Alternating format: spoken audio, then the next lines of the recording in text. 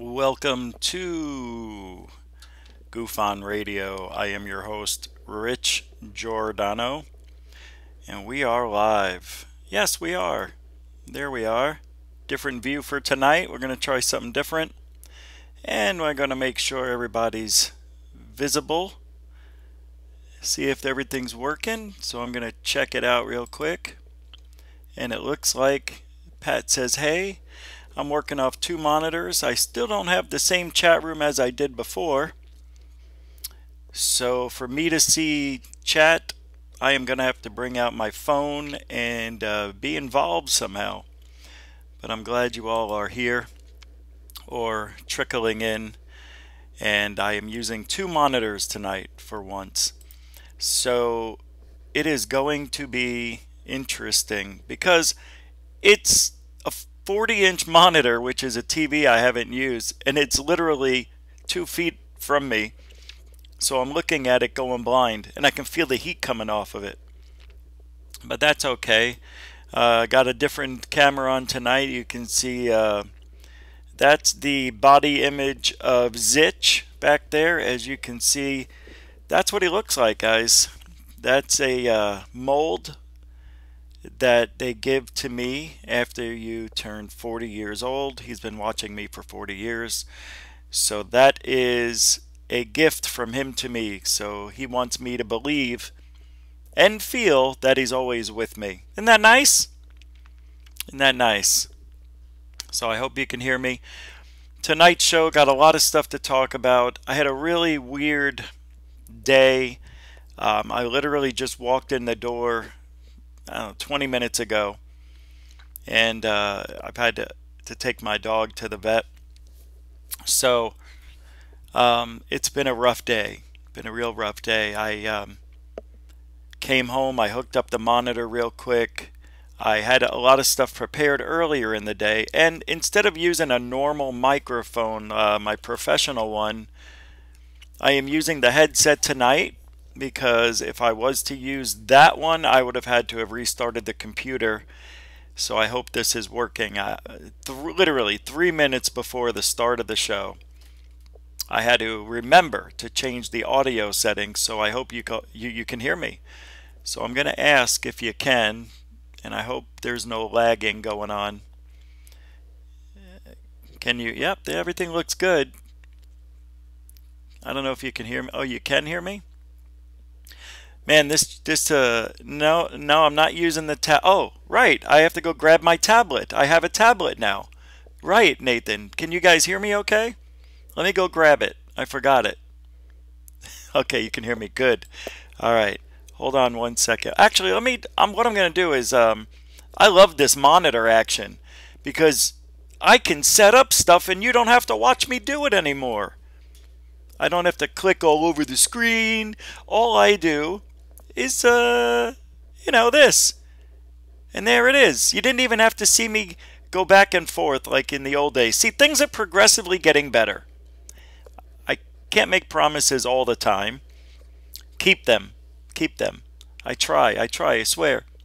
But tonight's show, we're going to go through a bunch of things. I have some interesting new topics that I was meaning to change. And the first thing I want to start off with is a video from a guy, Mr. MBB333. Just going to be like a regular to the show because he does some weird visuals that are weird things going on around the world. People send him UFO videos.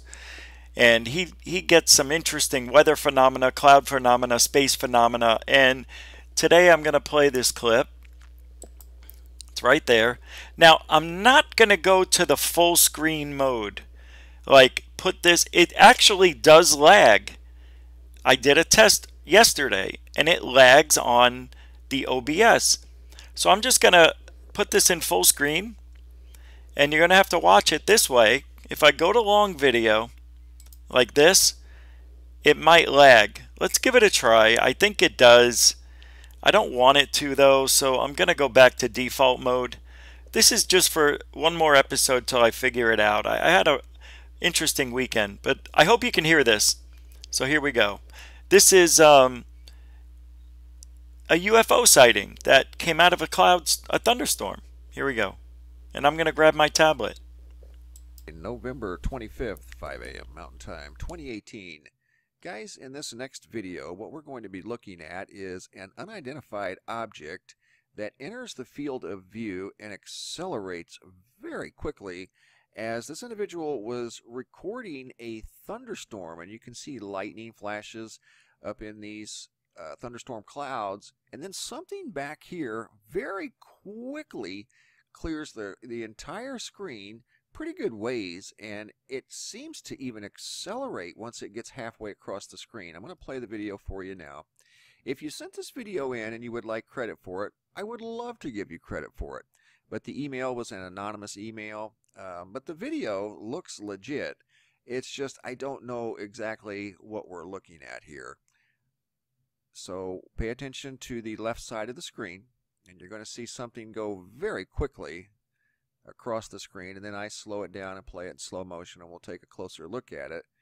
But I'm telling you, it is moving. There it goes. See that? Very, very fast. And we're going to look at it again. That's at original speed, and now I'm going to slow it down into slow motion. And I mean, I've got this thing slowed way, way down. And look at how fast that thing goes. And even when it gets up to this part of the video, it almost seems like it accelerates. You can still see some sort of drag that it leaves behind, but it accelerates even faster. And it does appear, if you look closely, to be behind that tree right there. So it's a pretty good distance away. If that were a bird, it wouldn't be moving that quickly because this is at original speed. And it looks like it starts way back to the left, almost behind another tree. I don't know if you can see it or not, but there is a tree branch there that it goes back into this. I don't know if that's a valley, what's over there, but something comes out of there, goes behind that tree. It's still a pretty good ways away. And then once it gets up here above these clouds, it seems to accelerate.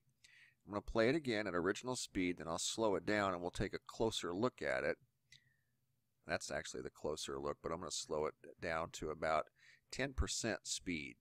There, right here it is. And it's still fast. Never seen anything quite like that. And I take a closer look here. Doesn't really do us much good as far as identifying what this thing is, but it's extremely fast. And it cleared the entire field of view here in just a matter of about a second and a half. So kind of interesting. Don't know what to make of it. Just starting the day off with something unusual in the sky in front of a thunderstorm as these people were recording lightning, and then something appears out of nowhere. And like I said, if you would like me to give you credit for this video, you send it to me in email, and I greatly appreciate it, and I will put it in the Sky Phenomenon photo gallery, but I'd love to give you credit for it too. Thanks for sharing. I greatly appreciate it. And thank you guys for watching. Have a super day and be safe out there. Okay, everything seems to be working. Now I love using two monitors because you know I can do that, and nobody has to know, the better. So interesting, right? So I like that video. I don't know what it is, but let me show you. There's the show you. Got the show up on my tablet. There you guys are, chatting away. I was able to. Now the funny thing is, I go to chat and say hi to everybody, and it won't let me. And let me try it. Look what it does. Tell me why I even bother. Why do I even care anymore? So I want to make a comment.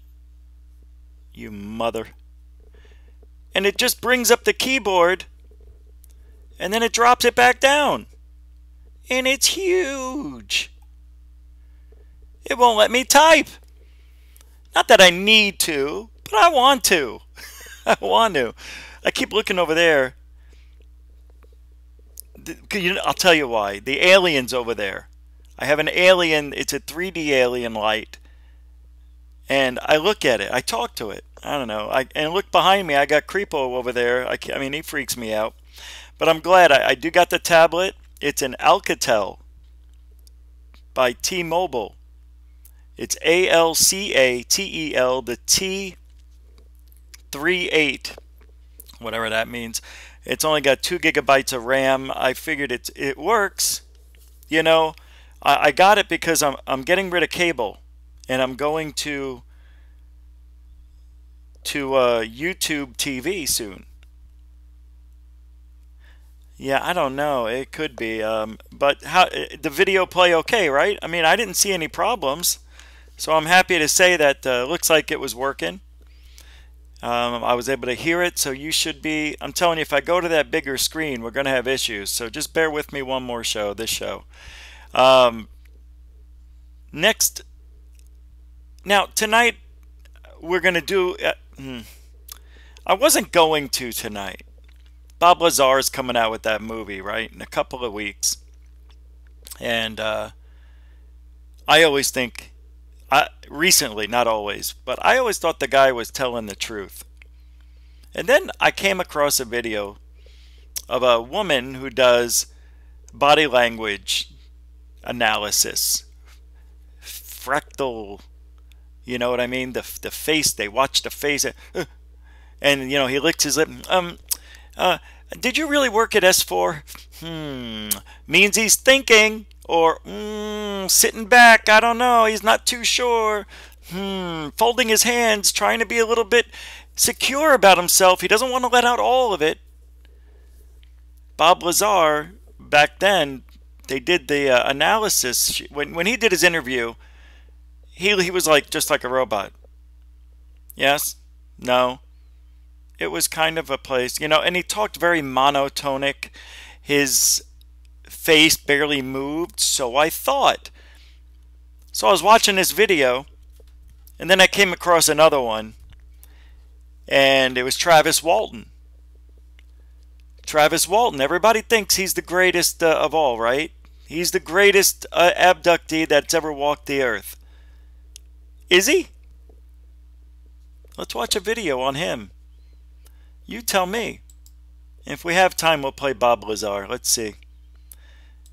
Let me pull it up. See, you don't even know what I'm doing. I love it. You can't see me working the magic anymore. I love it. All right. Now here's Travis Walton. This is a little long. Shit. We're just going to do Travis Walton tonight. Next week, before the movie comes out, we'll do one. Now you know what I'm going to do. See, that's why I hate frickin' making mistakes. Well, here we go. Let me play this for you. Son of a beeswax. Makes me so mad that I just spilled the beans. I'm going to warm me up a little. I'm going to warm me up with a little Bigfoot analysis. Remember the video? Bullshit. That's a dude in a suit if I ain't seen one.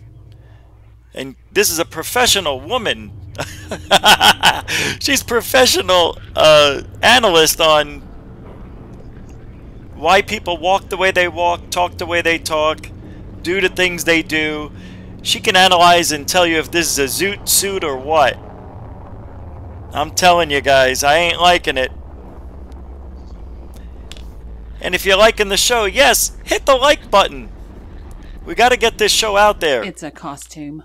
It's a man in a monkey suit. See? From head to toe, walking across on uneven, rocky ground, having to pick up his feet even higher over rocks without tripping. Without tripping. You also see it turn. I don't know if anybody has actually seen monkeys in the wild, or even humans for that matter. You don't really need to turn your entire shoulder to look to begin with. You turn your head and then your shoulders follow suit as you want to see more, not all together. Why would you do it all together? If you're a man in a monkey suit, there's a seam. You can't really turn it that far without your seam jerking on you. Because cloth doesn't stretch and skin does.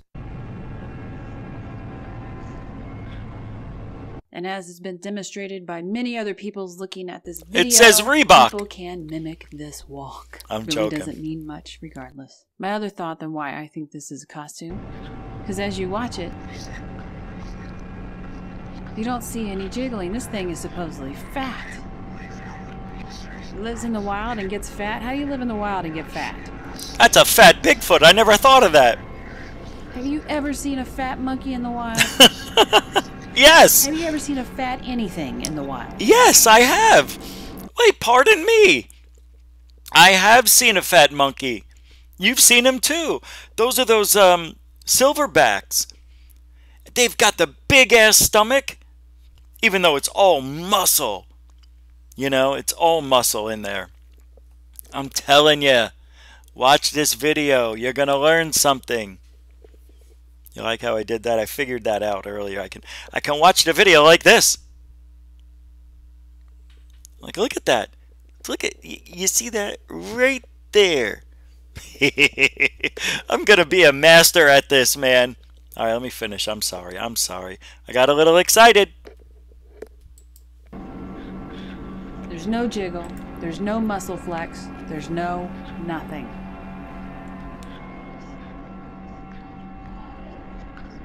I mean, that butt just sits there. No flexing that at all.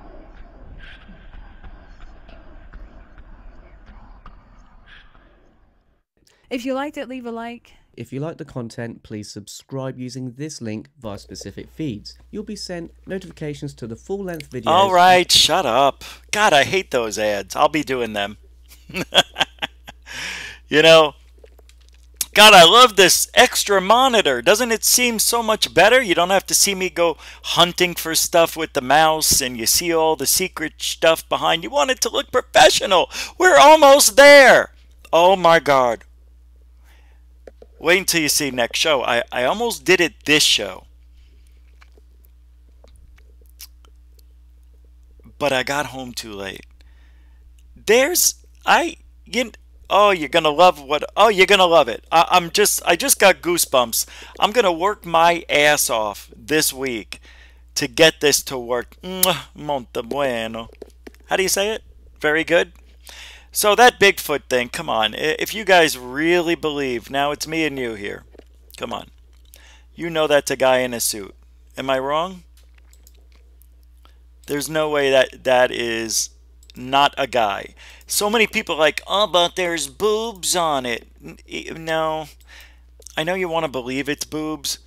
But when a monkey walks, when you walk, when I walk, not as much. There's butt shake, muscle flex, fibers. Your muscles twitch, and you can actually see them. You can see the striations through the skin on monkeys because they're so ripped. Why wouldn't Bigfoot be ripped? Bigfoot would have to be ripped. I mean, this is bullshit. And I wanted to start off with this video because a lot of people like Bigfoot. I love Bigfoot. But that's a freaking suit, boys and girls. Tell me that ain't. Can you rerun it? Run it. Run it. Run. Play. I said run. Play? Here's the boobs. Come on. Those, I mean, that could be a nip. And here's, I mean, if this is a suit, let me tell you something. This would happen. This looks like people who have hairy legs. Let me just tell you.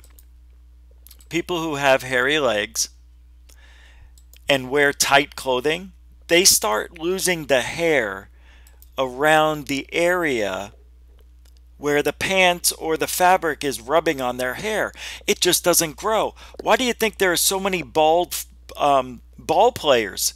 They wear baseball caps every day of the week. And if you look at football players, anybody who wears a helmet or a hat, they're all losing their hair in their 30s instead of their late 50s. Me, on the other hand, I'm a Giordano. We keep our hair. It just turns colors. Seriously, though. That could be a suit where it's been worn so many times that maybe the fur ripped off. But wouldn't that work the same if it was a something with hair? And the arm always moved there. Nobody ever talks about that hairless part. But it's weird. Because the ape would have to keep its arm cocked. And to get this to turn around like that.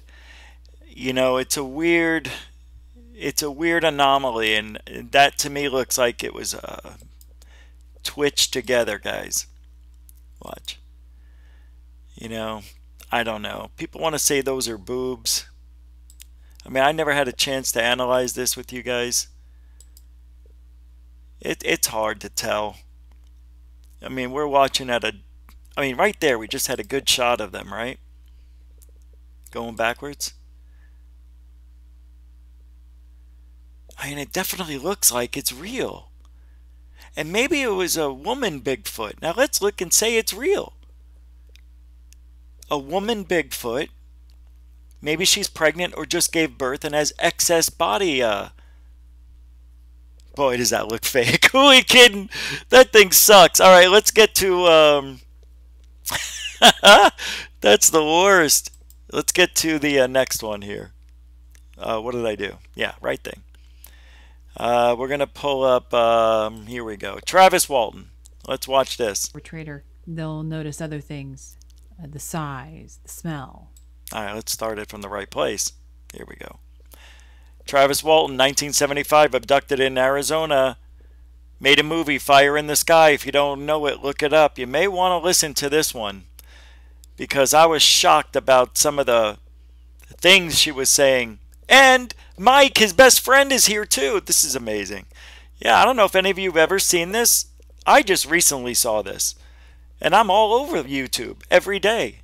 All right, here we go. I'm going to put that on. Let's get rid of me. Look how beautiful it works, Charlie. Welcome to Larry King Live.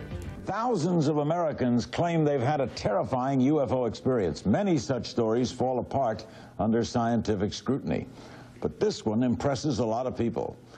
Oh, and I can't wait. I'm going to get so mad. Oh, my God. You're going to get mad, too.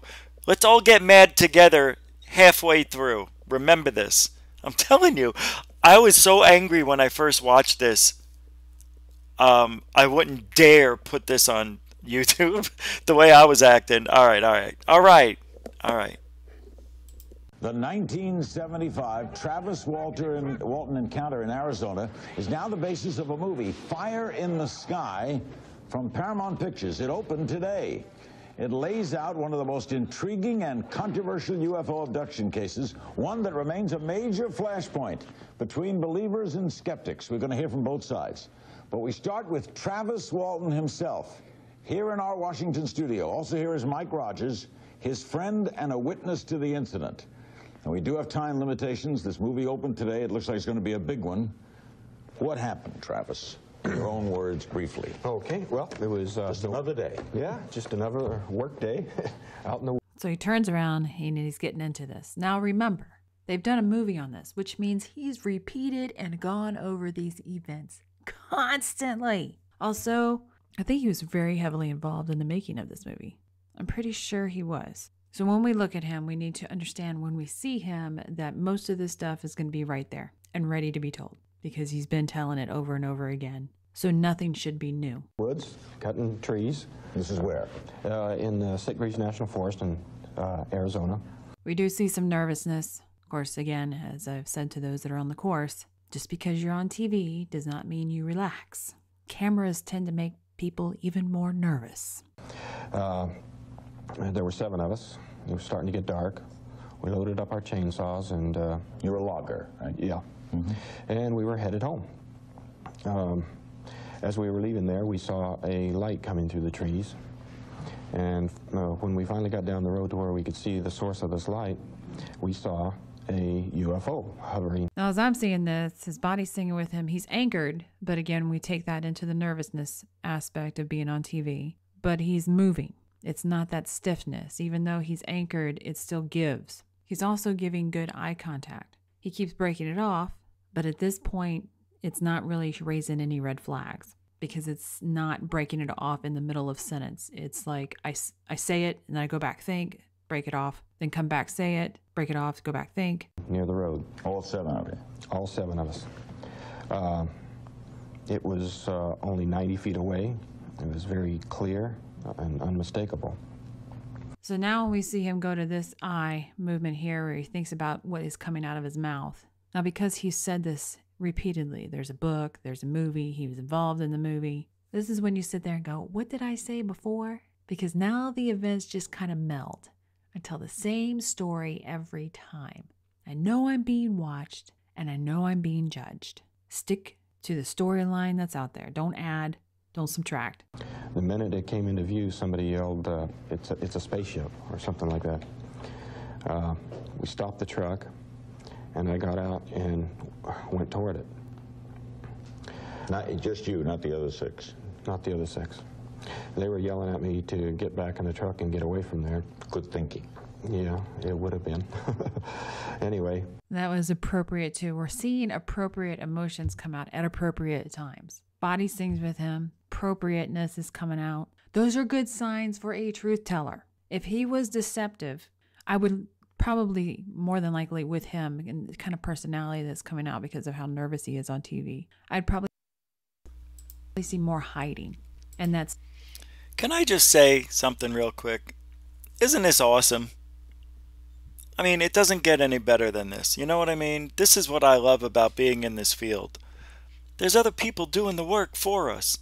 Now, I would have picked them apart a lot more, but since this is a long video, I won't get into it.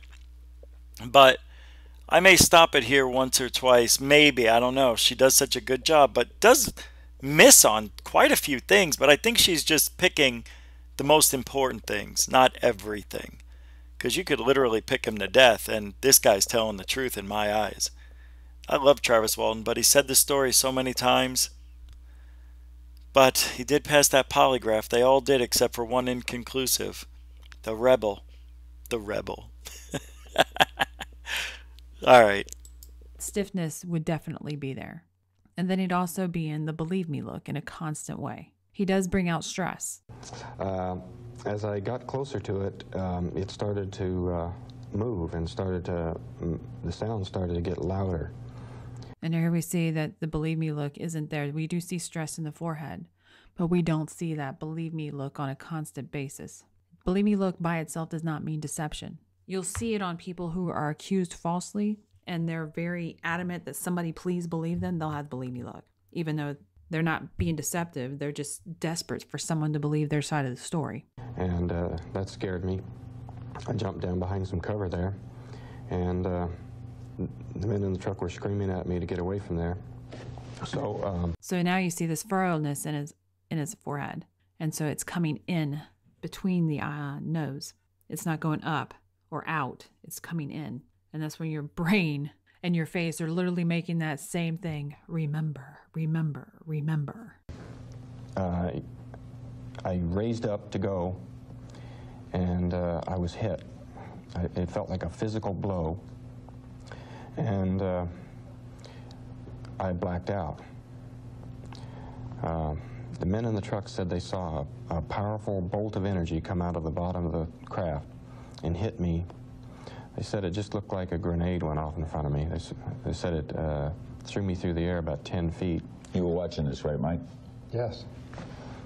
And I found that to be interesting. Mike is the person next to him, the person that was driving the truck. You were watching this, Mike. And he said, yep.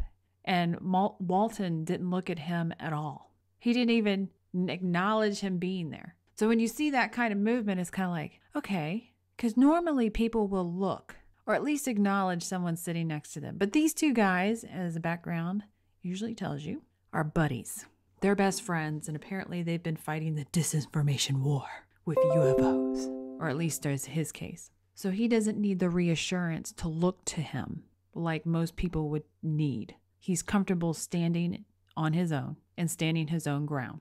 If Mike says yes, great. I think if Mike would have said, oh, no, he's lying, he probably would then give him, oh, what the hell? Some acknowledgement and look at him like, what the hell? But again, he's comfortable with this Mike beside him. He doesn't need that reassurance. They said I hit the ground limp, and they thought it had killed me. So they left? They left. Out of fright, too? Yes. Now, what happened to you? What do you remember?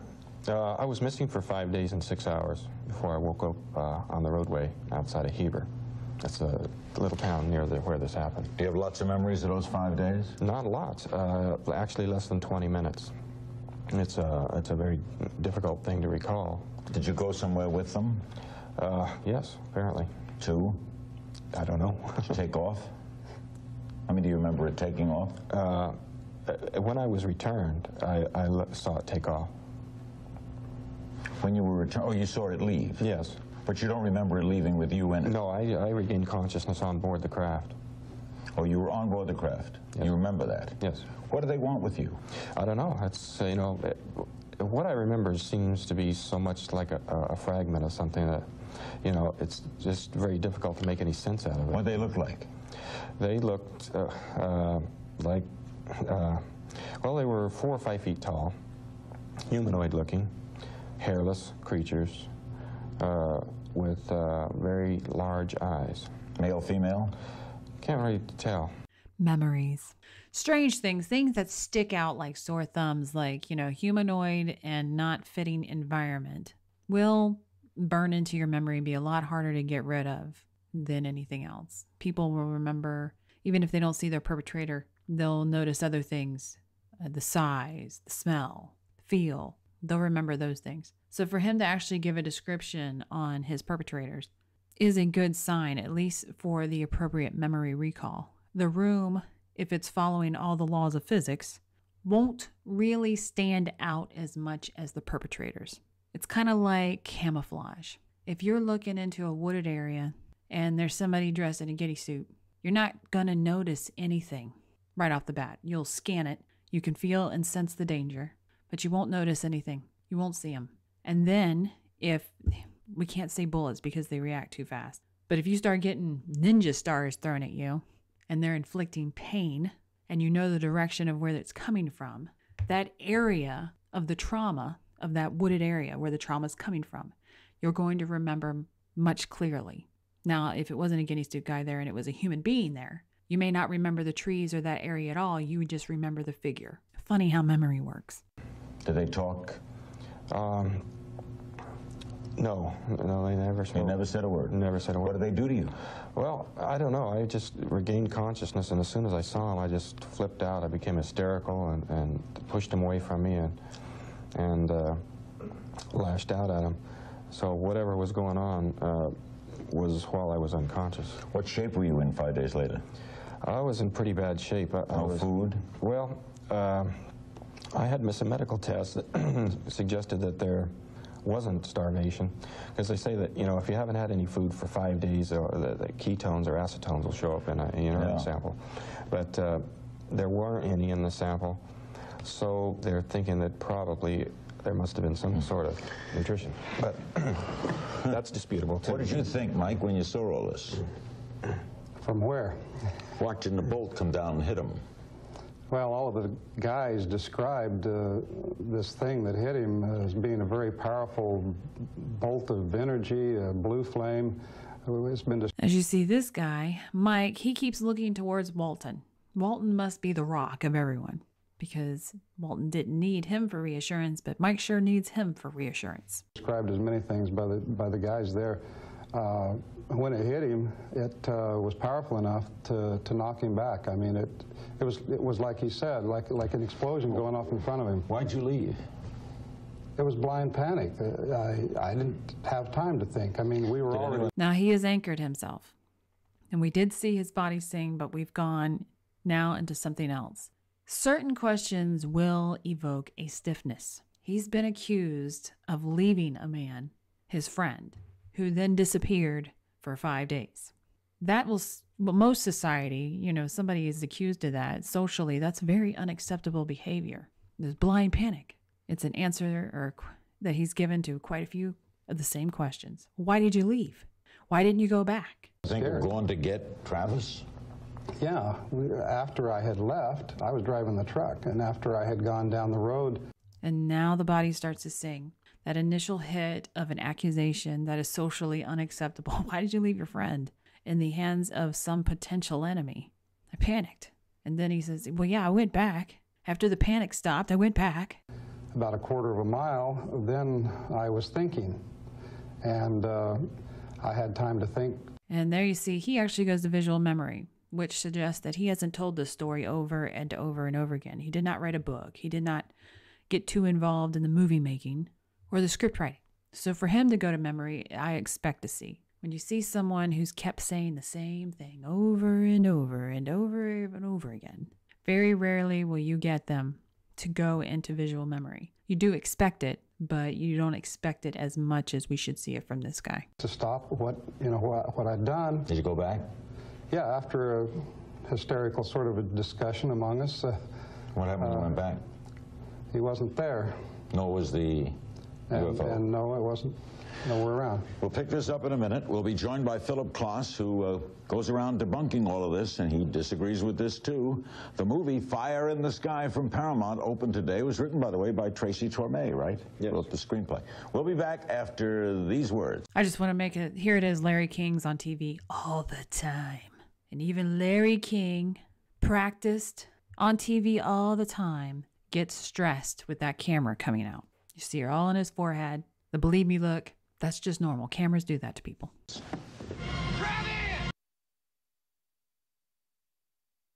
Yeah, I wanted to say something real quick because I met Travis Walton and did a little interview with him twice, actually.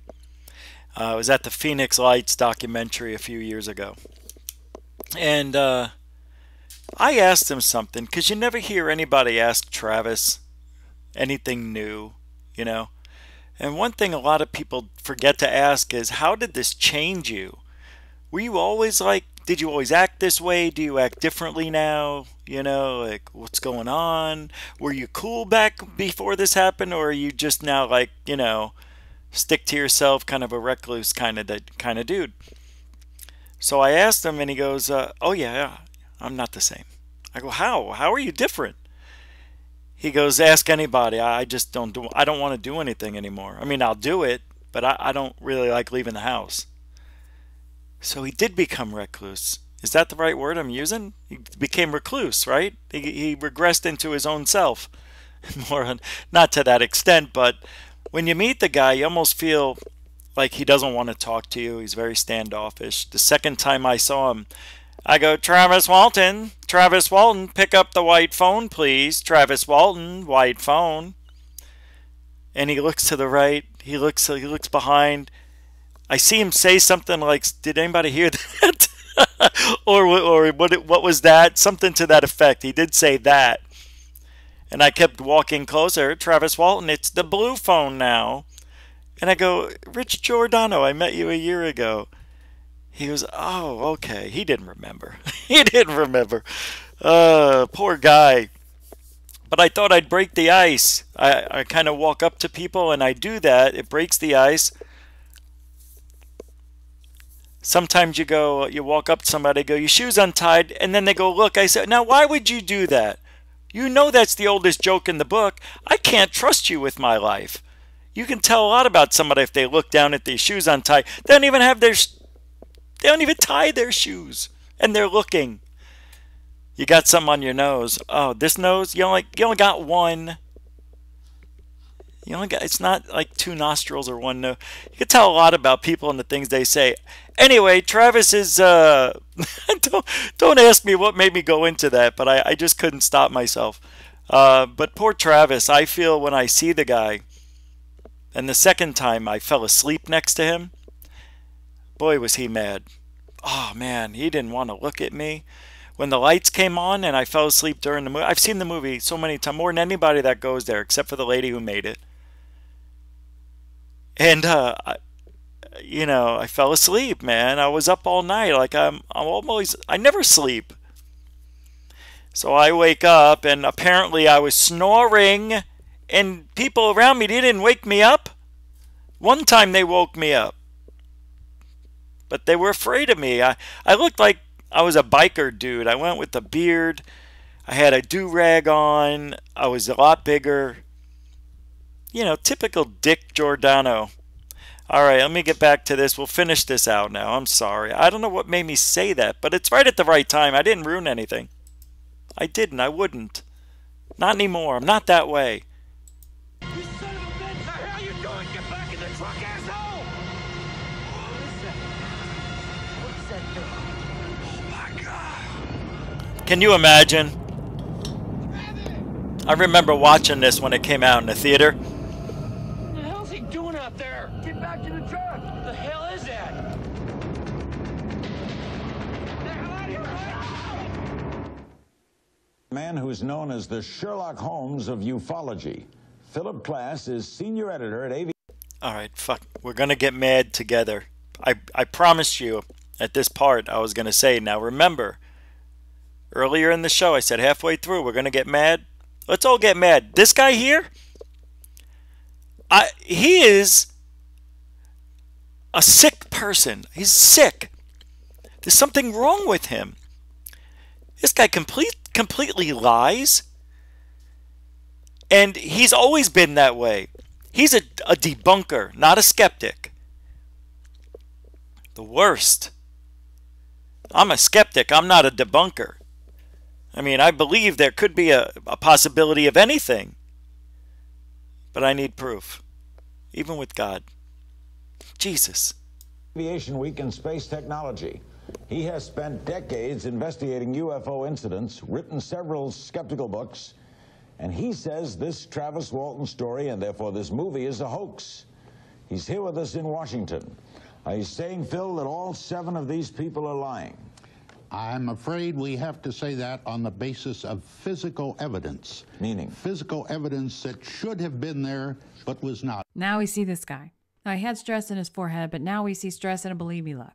Now, you heard Travis and Mike Rogers claim that this beam from the UFO was like a grenade exploding, fire, flame, that Travis was knocked 10 feet back. And see, I find that suspicious because we see the elbow come up off of his anchor spot and move, and nothing else does. So we have a confirmation of the stiffness with the believe me look. And in his book, he claims he hit his shoulder against the rock. Now, shortly after Travis reappeared, he was given a physical examination by 2 medical doctors in Phoenix, Dr. Kendall and Dr. Saltz. They found no bruise marks. They found no burn marks. They found... When you see him look down like that, I would guess at this point he's got his fingers out and he's counting out his list. No, he's reading. Now, he'll be accused here shortly of being a government shill, shutting down ufology. And I tend to think, so far, with the believe me look and the stiffness, that he is being deceptive. We don't know if he's a government stooge. We just don't know. But he is being deceptive. He is. Either he's ignoring facts or he's refusing to see it. We haven't seen enough to put in a belief system. Ass face. No physical damage. The only thing was like a needle mark in his elbow. So there was no physical evidence. When the morning after this incident allegedly occurred, when the law enforcement officers went to the site to inspect, they found all kinds of dry pine needles, which, if this had actually happened, those needles would have been blasted away, they would have caught fire, they would have burned. Why are you laughing, Travis? Well, because this is typical of the sort of reasoning pattern this man uses in attacking all UFO cases.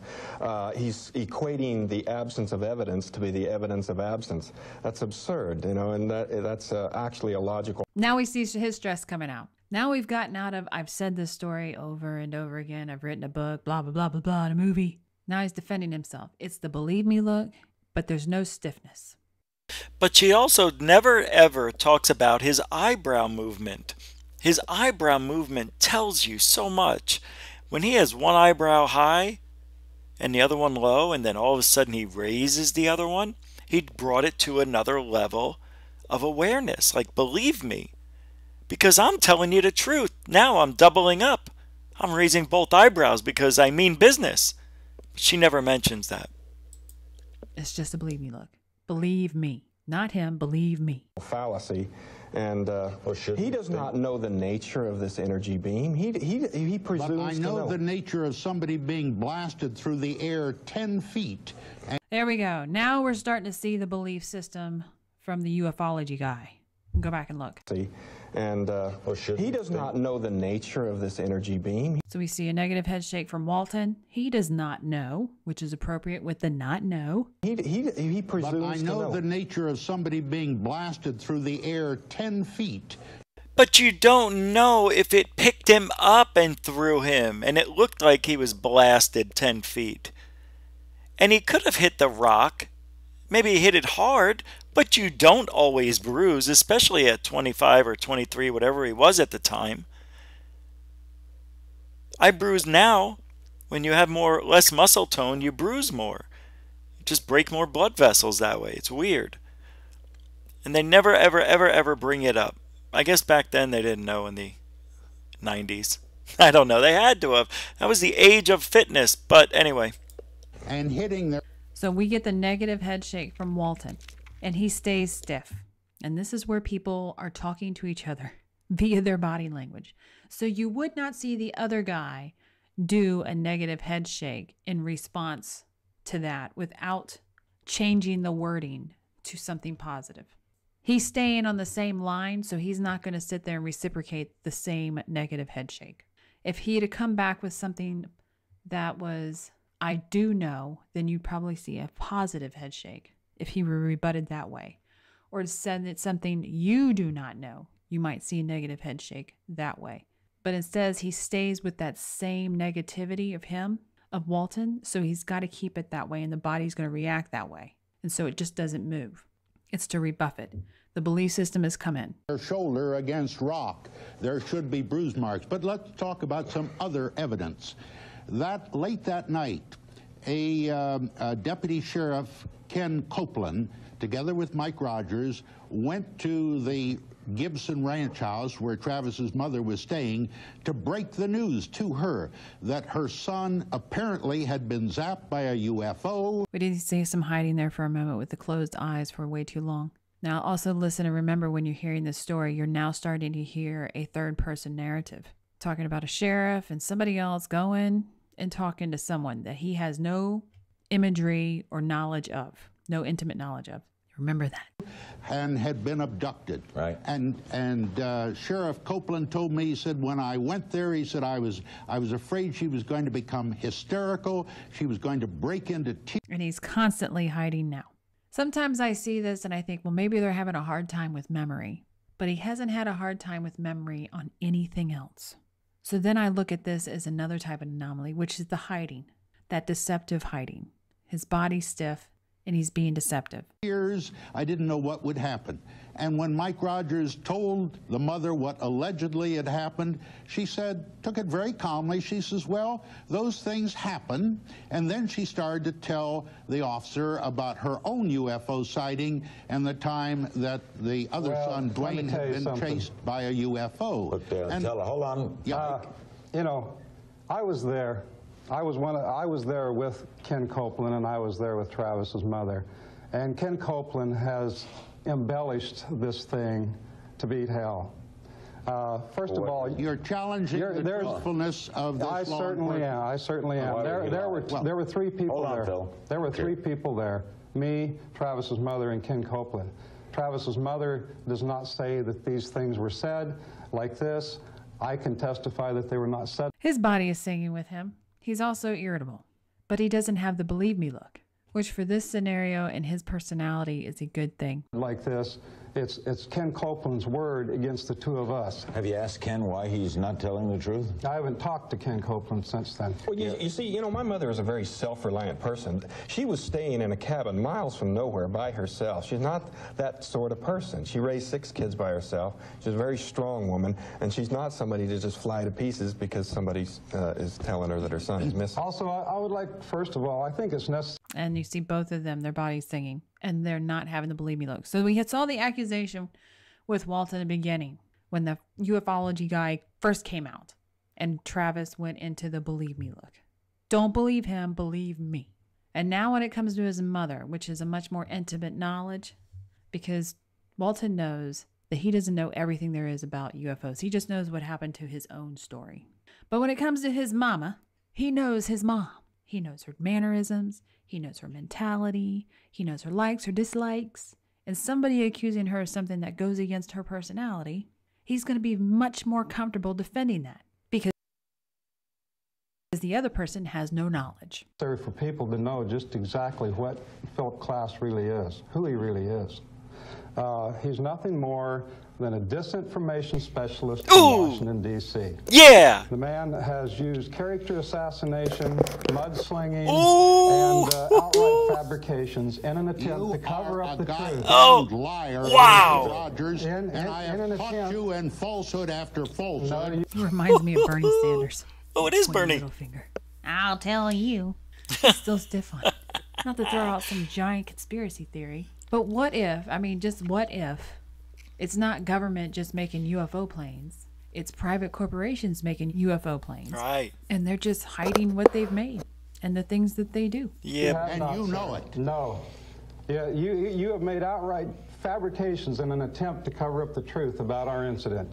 All right, well, Larry, let's talk about something where I have hard evidence. Oh, no. On November 8th, 3 days after Travis allegedly was zapped and abducted, his brother and Mike Rogers were interviewed by a UFO investigator named Fred Sylvanus. And during that 1-hour interview, at no time did Mike Rogers or Brother Dwayne ever say, gee, we're worried about Travis. Gee, we hope he's all right. And in fact, at one point, Sylvanus said to the brother, he said, aren't you worried about your brother? And here's what Dwayne said verbatim. He said, I don't feel any fear for his life, ... I don't think he's in any danger. All I can say is that I wish I was with him, and I have a tape cassette of those remarks. Okay, well, hold it, Phil. Let me say something. I also have that cassette tape of that interview, and I want to tell you something Philip Klass did in his book called The Public Deceived by Philip Klass. Philip Klass, in that book, claims that Fred Sylvanus said to Dwayne's remarks right there, you hope he has. And he goes on to explain how Fred Sylvanus, by saying that, is the only person that had any concern, obviously, for the well-being of Travis at all. What Philip Klass did there is he deliberately exchanged names on that quote. It's very clear on that tape, and many people have listened to it. I'm the one that said, you hope he has, which automatically and obviously shows that I'm the one that had the concern and not Fred Sylvanus. And this is a trick, one of the usual tricks. What a dick. Were you very worried about Travis? He couldn't respond to that. You notice now he's sticking that thing deeper in his ear. What a dick. This guy came prepared. These are the original Patriots, people. Truth Patriots. Oh, what against a the dick media. that class They is. knew their hacks then. Yes, I was. Was his brother worried? Oh, I could have made it His louder. brother was Sorry. worried, but he was trying to convince himself that Travis was all right. Was his mother worried? And apparently very intelligent. That makes sense. Yeah, you're worried. Am I going to mention it to myself? If you force me into it, maybe. If I start admitting that I think he's dead, my world may crumble. I like the story. I'm going to go. And I don't understand why, even if he did say that, he doesn't want to think his brother's dead or his friend is dead. He said, he'll come out okay, he'll be okay, I think he's okay. And that what they know is that aliens or something took him away, or he ran away and will show up. You don't say, yeah, I think he's dead. Of course you're going to say he'll be okay. That Philip Klass, what a no-class piece of shit. What a dick. Go watch that movie. I'm going to try and convince to watch it with me. If you like. Anyway, she agreed that they were all telling the truth, Travis Walton. So that says a lot, And I watched a couple other of those videos where they analyzed Travis. Hold on. And, yeah, I'm letting you watch me do all the magic. That's wrong. It's just wrong, I tell you. Yeah, that's just unbelievable. I think Travis was abducted. And I hate it, but there's too many people saying the same thing happened to them. People who don't even care about aliens, that have nothing to want, no want, no thought. They're busy. They're taking care of grandkids or their own kids or both. They're working 2 jobs or working at home all day. They watch just daily news. They don't watch all this other stuff. Most people are just going through their day. We're a very few, we're I think under 1% of people who really care. People here listening in and are interested in a Travis Walton abduction that happened 30 some odd years ago. You guys are here. And you want the truth. You want to see if there's anything new. And, I mean, that's passion. These people that are out there, that mainstream media and everything else, they don't care. That's why they don't know how to treat something like this. That's why they always talk down to us about it. Or they always have to make the X-Files joke or play the X-Files music or say, have you ever seen that movie, Close Encounters? You know, then they go into, do you think Richard Dreyfuss will come back? Hee hee hee hee. It's sad because there is something that's out there.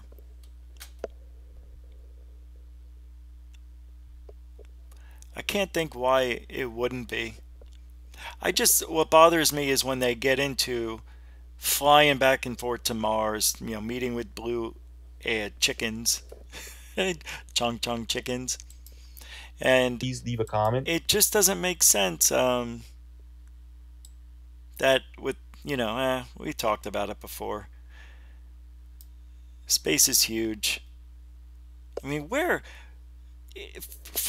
really minuscule in the grand scheme of things. It would be hard for anybody to find us. Seriously.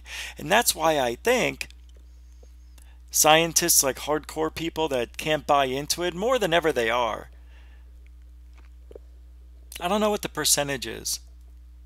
But the percentage, there's 80 million Americans, I think it's 100 million now, that believe in, you know, UFOs are real.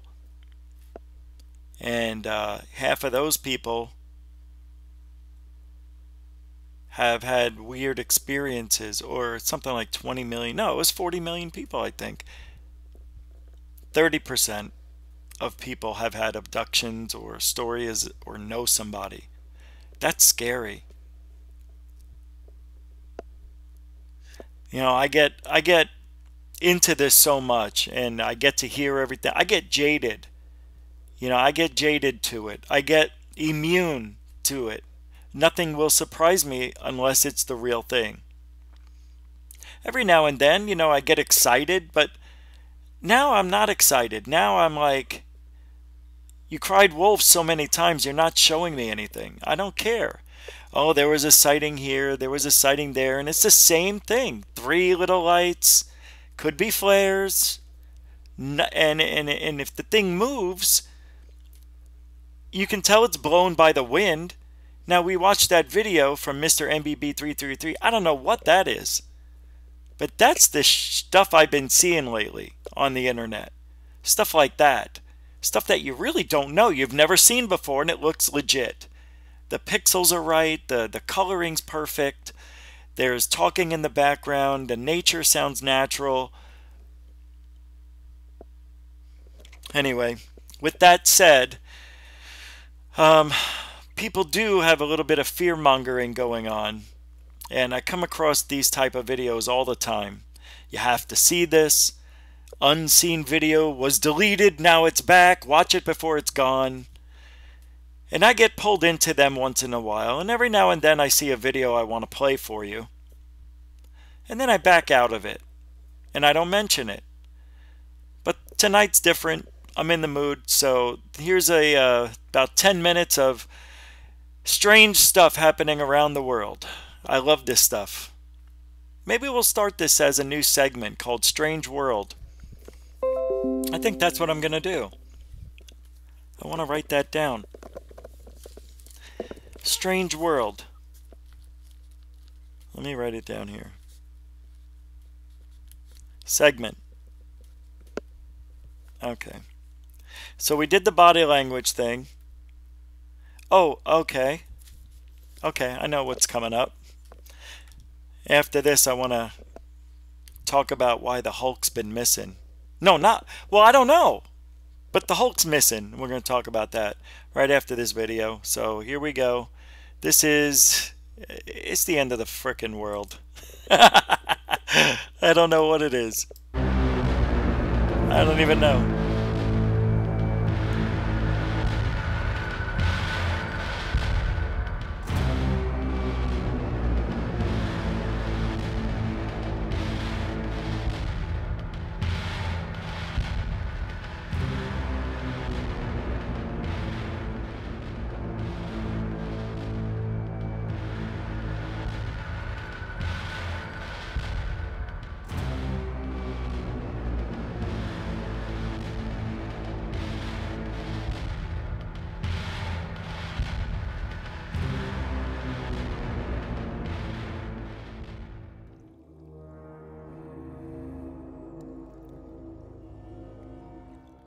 It was just crazy. I mean, I just didn't know if I was going to make it. Both of our driveways were completely engulfed in flames. I mean, we had to drive through. I could feel the heat in my car as I'm driving.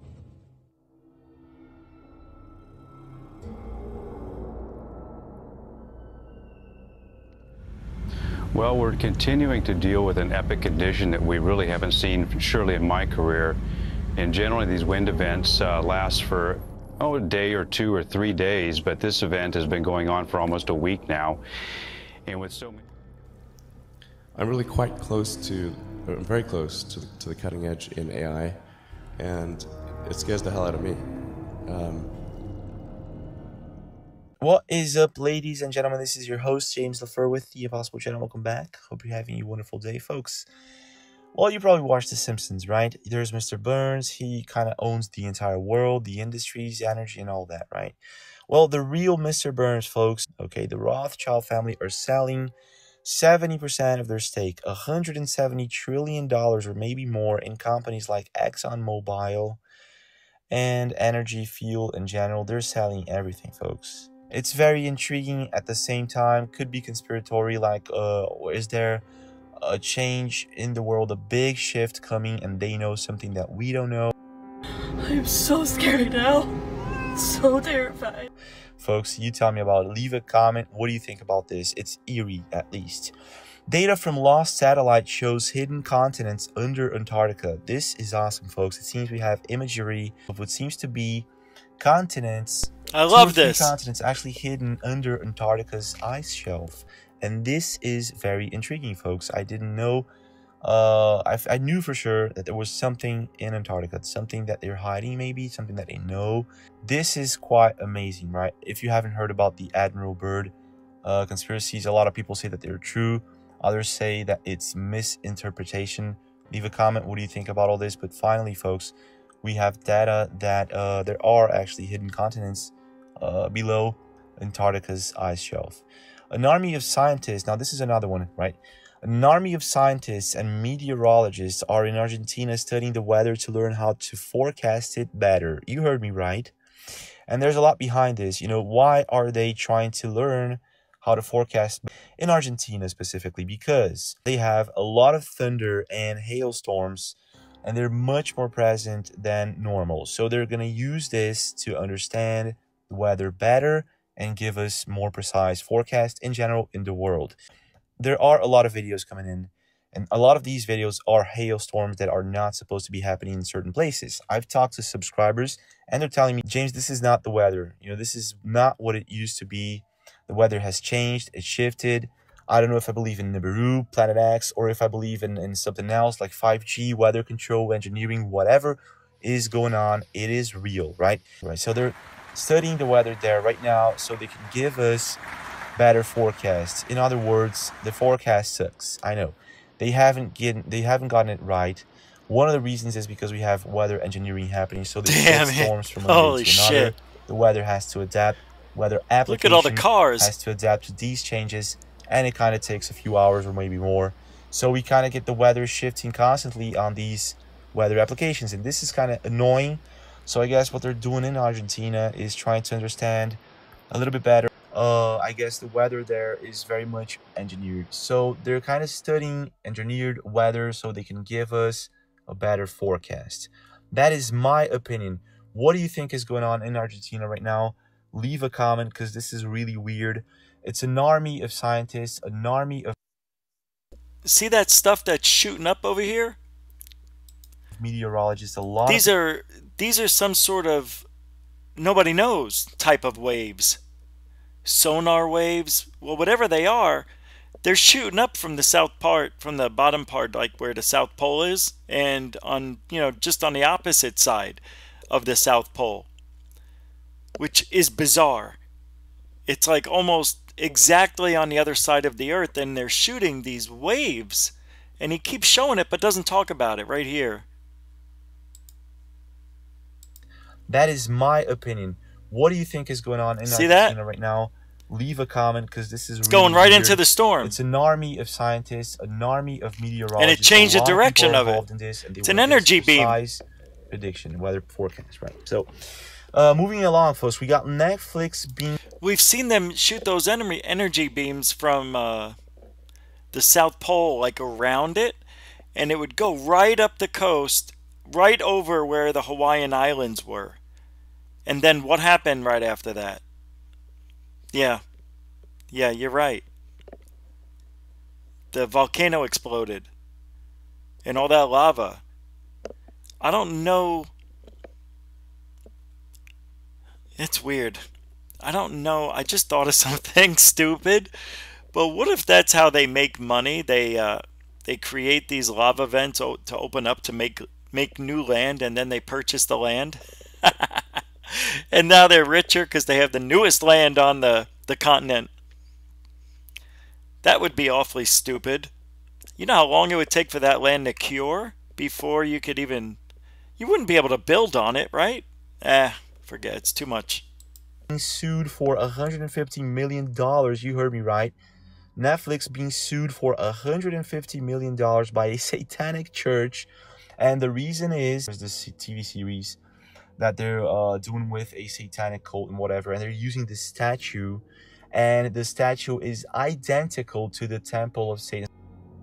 The article I was reading... This guy edits so poorly. That's not me, OBS, YouTube, the internet. That's him. Because I watched this second time I'm watching it, and it happened before. That's the way he edits a recorded segment. That's awful. Don't you think you would? That's why I listen to Secure Team, not because I like it, because it's the one that sounds the best and it's done correctly, not perfectly, because they're leaving out the most important thing, the truth. All right, sorry, I had to yell. But this guy's edit's awful. It's not. I'm just want to let you know it's not over here. It's this guy. Was very specific about the amount of growth in this year and was 66%. Like I was reading the article about this lawsuit with Netflix, and I was thinking $150 million is a lot of money. 1 + 5 = 6. You got a 6 there. You got this 66% that Netflix has grown this year. So you got the 1 + 5, 6, and then you got the 66, you got the 666. That is a bit awkward for those of you who believe or seek cult numbers that they just throw in there. That no one kind of pays attention. Yeah, that's weird, isn't it? Leave a comment. Why do you think they do this? How do you think they do this? Is this on purpose? Is this suddenly just a coincidence? Folks, now this is very interesting. An object. This is very interesting. An object seems to have hovered by the earth, and it was caught on hovered? Cam. I guess, folks, this is what's making me scratch my head. Oh, this is weird. After this happened, I started receiving a really ridiculous amount of videos from people that were seeing what they're calling rays coming out not from the sun. Look at that. And NASA is blocking it out. So you can't see the object. This is bizarre. Oh my God, that's right. I forgot this was on here. I don't get it. We're living in the weirdest times, guys. Oh, God, I just... Best year ever. What are they blocking out? Yeah, that's his mouse and mine. And then this happened. What the heck is that? Why is there a It's like it's split in half. I mean, I understand clouds, that stuff, but there's a lot of this now more than ever, and I know people are out there with their cameras, and I've seen this myself in Arizona, only at sunset and sunrise, but you don't get it any other time. So I'm thinking people don't understand how clouds work in the distance, but the one before it, this one here, that doesn't make any sense. That's really bizarre. And wait until you see the other ones. Some really bizarre stuff happening. And the sun is underneath it. This is weird. And then you got that black in the sky. What the f is the black, dude? It's under. That's shadows. That's all that is. How do you explain this object hovering by the earth? I think like 5 or 6, 7 videos coming in. Hovering? I've heard hoovering. Hover. Look at that. They blacked it out. James, I'm seeing a different sun shade, a different color in the shade of the sun, and this is not again on the news. These are just shadows. Two different sides. Nothing strange about that. Nothing at all. It's beautiful. What the f is that, dude? This is just because it's raining out of the top, and the sun this is weird, folks. is behind it. Moons. They are saying, right? Okay, this is on the news. They say we got 2 new moons that are made by dust moons. We're actually gonna go there. By the way, we don't have 2 new moons. They're just dust clouds, and they were called moons long ago, and some people still use it, but they're just dust clouds. It's nothing else on both sides of the moon. Not right next to it, but a significant way. People are just over-exaggerating the fear-mongering. I just hate it. Again, this is what they're saying. From all these guys are saying that they can't go to the moon anymore. They're saying that they want to go to these 2 new dust. Yeah, Lagrange points. It's really awkward, right? And there's a secret Twitter account. I mean, like, I think there was like 2 or 3 links from different people that this kind of draw my attention. And when I went into this account on Twitter, this person seems to be following no one and is followed by a couple of thousand people already in just a couple of months. And the information that is being released is eerie. He said a couple of thousand? It kind of makes sense, but it doesn't. But if you maybe since search for it on the web, it makes sense. All this person is saying could be real, could be fake. Leave a comment. What do you think? Because this is, I'm going to leave a link. First of all, nobody does this that's legitimate, okay?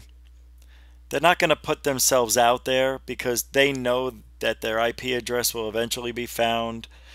Even if they made this somewhere and go to a Starbucks or McDonald's and they just use their IP, eventually they'll look at the cameras and find you.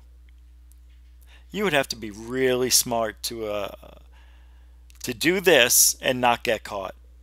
You can get away with it for a while, but eventually somebody's going to outsmart you.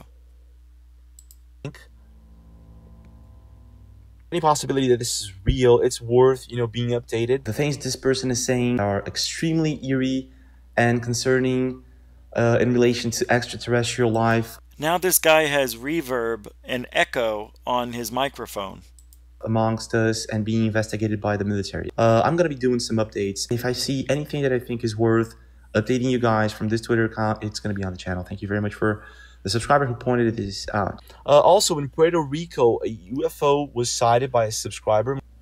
Okay, this is a little weird. It's not one of those smoke ring machines, you've seen those before. I don't know, man. There's so many weird things going on. This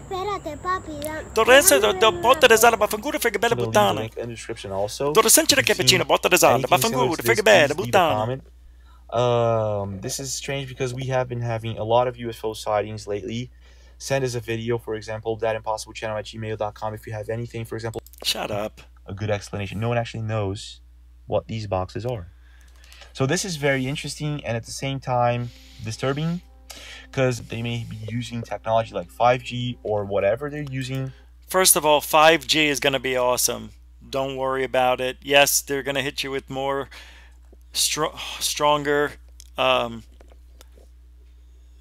energy. I lost my train of thought. I'll just play it. That is certainly not healthy in terms of EMF and radioactivity. When we're exposed to EMFs, our bodies are electrical EMF at the base level anyway. When we talk about signals that go from our brain or even at the cellular level, when we're exposed to those, what is happening, even at the cellular level or a little bit bigger? Well, what's happening first of all is these holes in our cell membranes, and so that's causing calcium leakage. And calcium, it needs to be in a very narrow range in the body to do all of the things that it does. And so that's changed. The calcium inside and outside the cell is no longer in balance because of these holes. Whatever, right?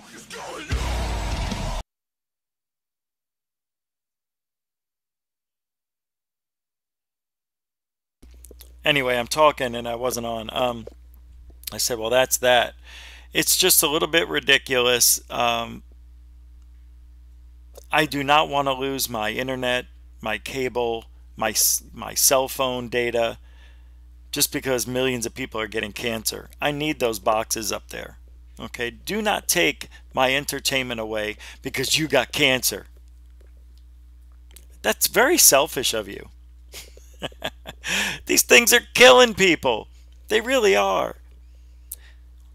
It has calcium, whatever it is, those EMFs are dangerous, dangerous. My brother-in-law died last year. You know, I did the ghost hunt. Out of nowhere, 2 years ago, Thanksgiving is why I remember it.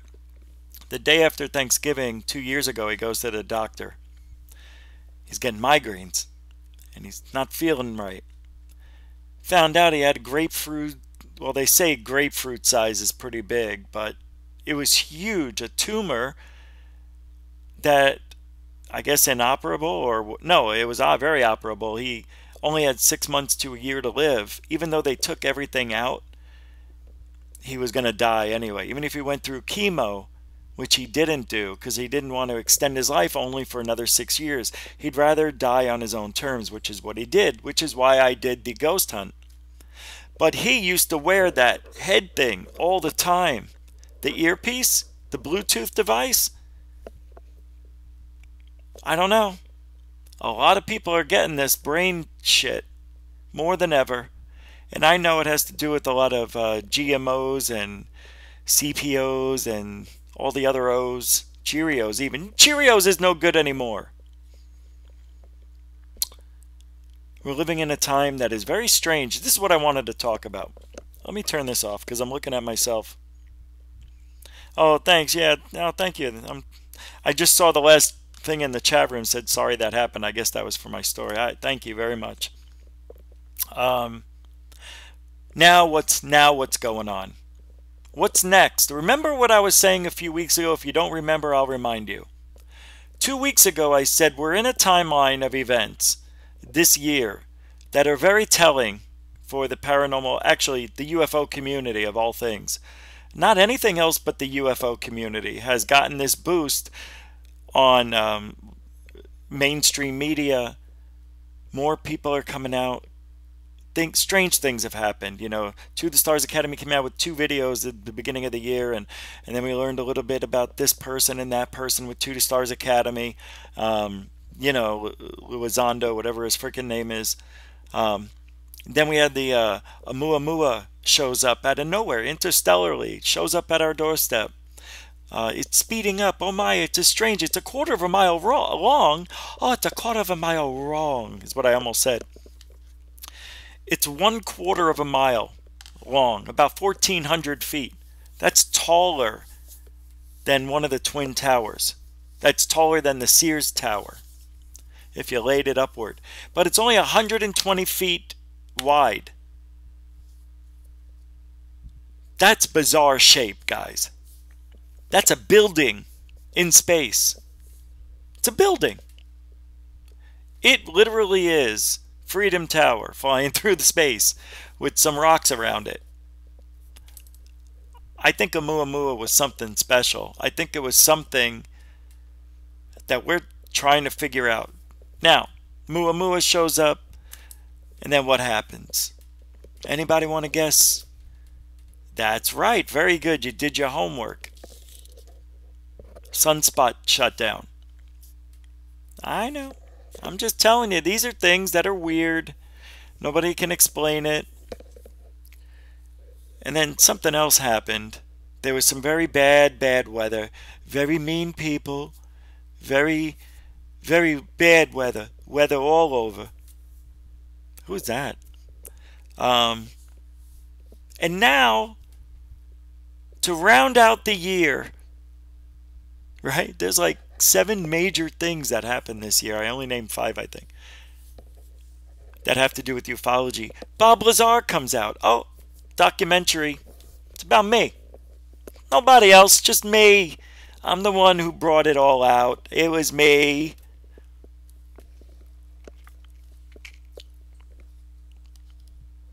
Let me tell you something, brother. It could have been me. It could have been me more than you, brother. Do you know what I do? I got these pythons, brother. I'll wrap them around your neck, brother. I'll choke you out. You never speak the truth again, brother.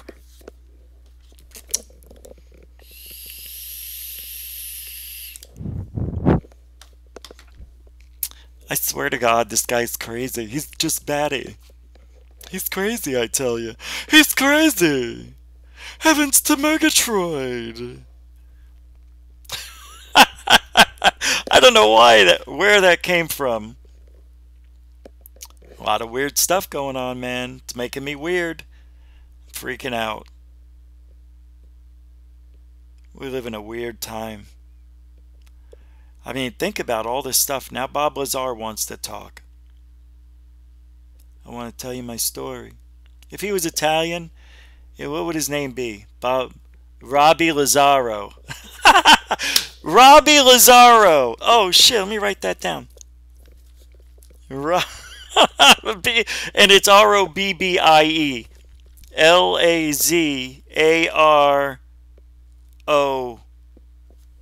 Lazaro. Hey, Bobby. Robbie Lazaro's here. Who? Robbie Lazaro. I thought you said Bobby. I'm all right. Don't ever call him Bobby. He hates that. Can I call him Bob? I'll never call him Bob. Where do you get Bob from? It's Robbie. All right, here he comes. Hey, Robbie, how you doing? Have you guys seen the UFO documentary? Oh, freaking A. It was freaking awesome. The way you did all that math. Oh, fucking amazing. Nobody could have pulled it off. Right, Johnny? Where'd Johnny go? I called him Robbie. Where'd he go? So you've seen my movie? Do you think it was adequate? Hey, Bobby. Excuse me? Robbie. No, you said Bobby. No, I swear to God, I would never say that. No, I swear to God. I swear to God, I would never call you Bobby. Look, I didn't mean that even. I'm just saying. I'm only explaining. People are scared of Bob Lazaro. Robbie Lazaro. Walking in all shiny and new. Got a new attitude. That's me, Robbie Lazaro. How you guys doing over there? You see my movie? Hey, forget about it. Hey, how you doing, Jay? Oh, you know me. Just being Robbie L. Robbie Laziaro. How you doing, Johnny? Hey, your wife, she looks fantastic. What'd you say? Did you just call me Bobby? Where's my piece? Where's my pistol? All right. I don't know what I'm doing. I was walking down the neighborhood. Hey, how you doing, Jennifer? Jennifer, the skirt. Oh, amazing. See my movie? Hey, forget about it. Hey, I'm Robbie Lazaro. Go see my movie.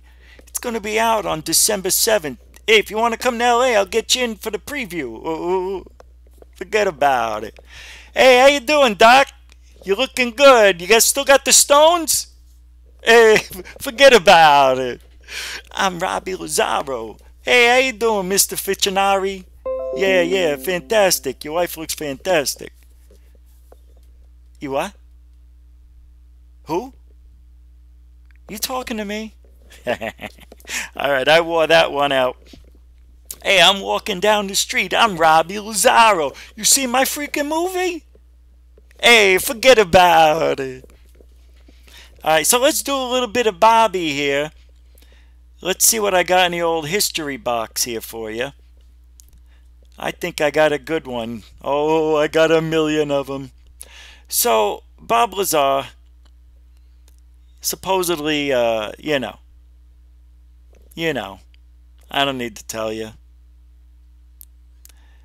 I saw nine aircraft. Now, I don't know if they were alien, but I saw disc-shaped objects. There was one that we called the sport model. I mean, he talks like, I can't do it. And he's always doing something with that mouth. All right. So, there was something else I wanted to talk about. What am I forgetting? Oh, okay. All right. Before I... You know what? Let's do that. No, I already broke it. I was going to play the... there's Jeremy Corbell. did the movie, the Bob Lazar, whatever. And he was on Arizona Sunday Newsmaker, they call it. And what a great interview. You see some clips from the movie that Bobby's in, Robbie. And I don't know, I was going to play it. All right, I'll play it. Well, maybe I will in a minute. I got a question because, well, actually, I'm going to freaking play it. Then I'll get back and we'll figure out what happened to Hulk. You know what I mean when I talk about the Hulk. Do you know who I mean? The network I was on before. That guy who owned it, that's the Hulk. That's him. When I do him, that's him. All right. Because he jumps off the handle and then he says I'm sorry later. He shoots first, asks questions later type of guy. That's the Hulk. Can't control it. Can't control it, brother. I'm coming at you. I'm coming at you, brother. Ooh, it gets me going. Get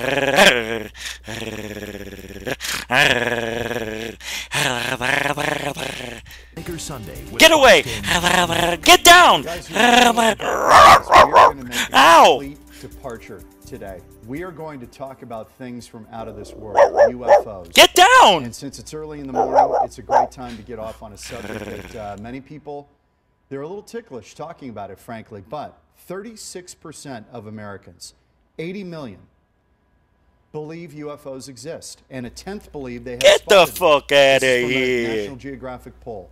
17% said they did not believe in UFOs Get and the unidentified flying objects, and nearly half of those surveyed said they were unsure.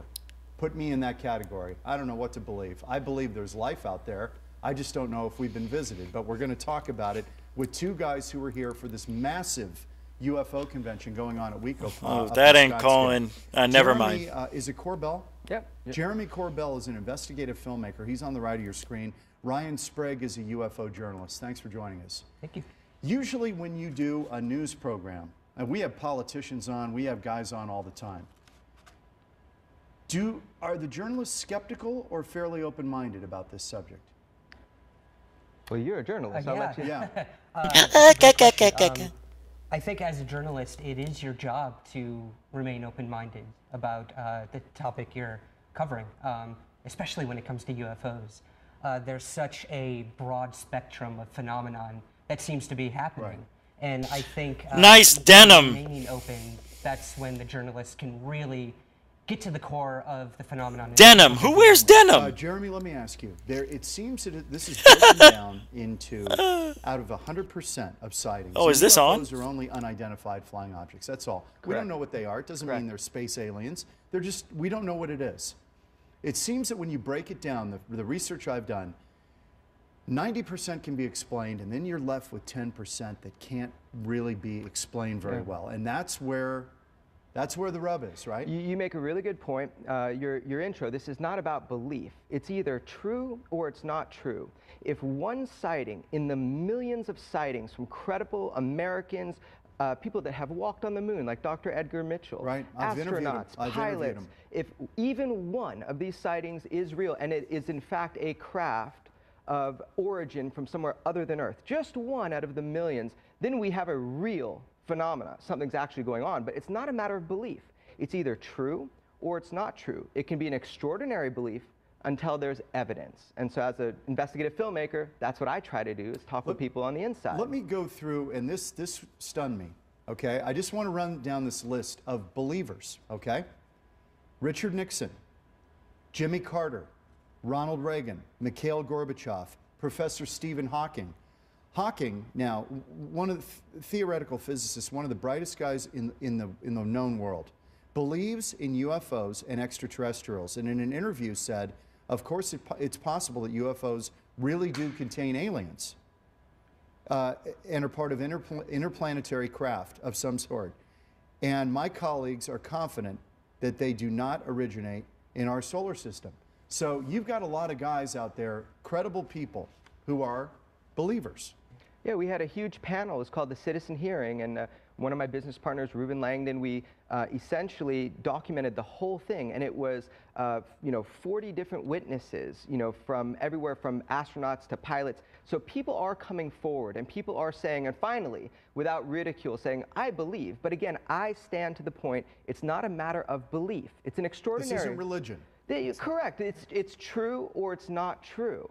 And so the idea is, if it is true, what does that mean, and to what degree is it true? Okay, let me go through the list here. Ryan, let's start with you. What is the best proof that we have to date that we've been visited? That we've been visited? Yes. That is a great question. You can look at experiencers such as Travis Walton. Right here in Arizona. Right here in Arizona. One of the best documented cases of all time.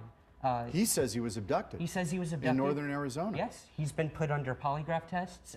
The other witnesses who saw this with him saw him literally be shot with a beam by a craft of unknown origin, were put under polygraph tests, and they all passed with flying colors. Doesn't mean anything. Everybody go, oh, they passed the polygraph test with flying colors. They passed the test with flying colors. So what? I could pass that test. You know? I'm sure some of you can. I'm a sociopath. Deep down, I'm crazy. I'm a nutty kind of guy. Don't tell anyone. You know? I feel like my hat is falling off. You know, I really enjoyed these glasses the most, the gargoyles. These are the best. I tell you, what is going on? There, now we go. Oh, that feels much better. Now it's forward, it's straight on. See, I'm looking over to the TV. Well, it's actually over there, but I pointed over there, so it looks right. It's weird, because when I look at the TV, it looks like I'm looking at something not the TV. But when I look over here, it looks like I'm looking at the TV, because when it's on the screen and you're watching it. Anyway, they get into this on the Travis Walton. Let me get back to it. I don't know why I even did that. That was really weird. I want to be involved this time around. The best you've got, Jeremy. Yeah, the best evidence that I have, because, man, I'm looking for it, too. You know, I want the smoking gun either way. I mean, that's like, I have made some... Well, this is what we deal with. We need proof, right? Yeah, I have made some wild films. You know, I made a film called Patient 17 about a man who had an alleged implant that we removed physically, and I actually followed the whole process. Never thought I would do something like that. That didn't prove it to me fully, but I think what gives me the greatest sense of proof for myself to really, my imagination has been weaponized. And as a young child, it had been. I am so curious. I want to know. So the best proof that I have is essentially people of high credibility in positions to know have told me directly off camera and on camera that yes, it is true. There are intelligent life out there, that they are visiting our planet and engaging humanity. Now, I personally have no experience with that, but weight becomes heavy. Evidence becomes heavy over time. I don't have the luxury of disbelief, but what I do have is a camera, which is a passport into these stories. And they'll tell you the story. Yes, they will. You know, quick aside on Travis Walton. I was doing a story back in '94 on winter sports up on the Mogollon Rim. And a guy gave us a ride on a snowmobile who had taken Travis Walton out to the area where he had been abducted. He took him out with a film crew. And here's what he told me. He said, I don't know whether Travis Walton was abducted or not. He goes, but let me tell you something. Travis Walton believes he was abducted. He said, I can tell you that for certain, because as we got closer to where he was abducted, he started freaking out and actually demanded at one point that they stop and turn around.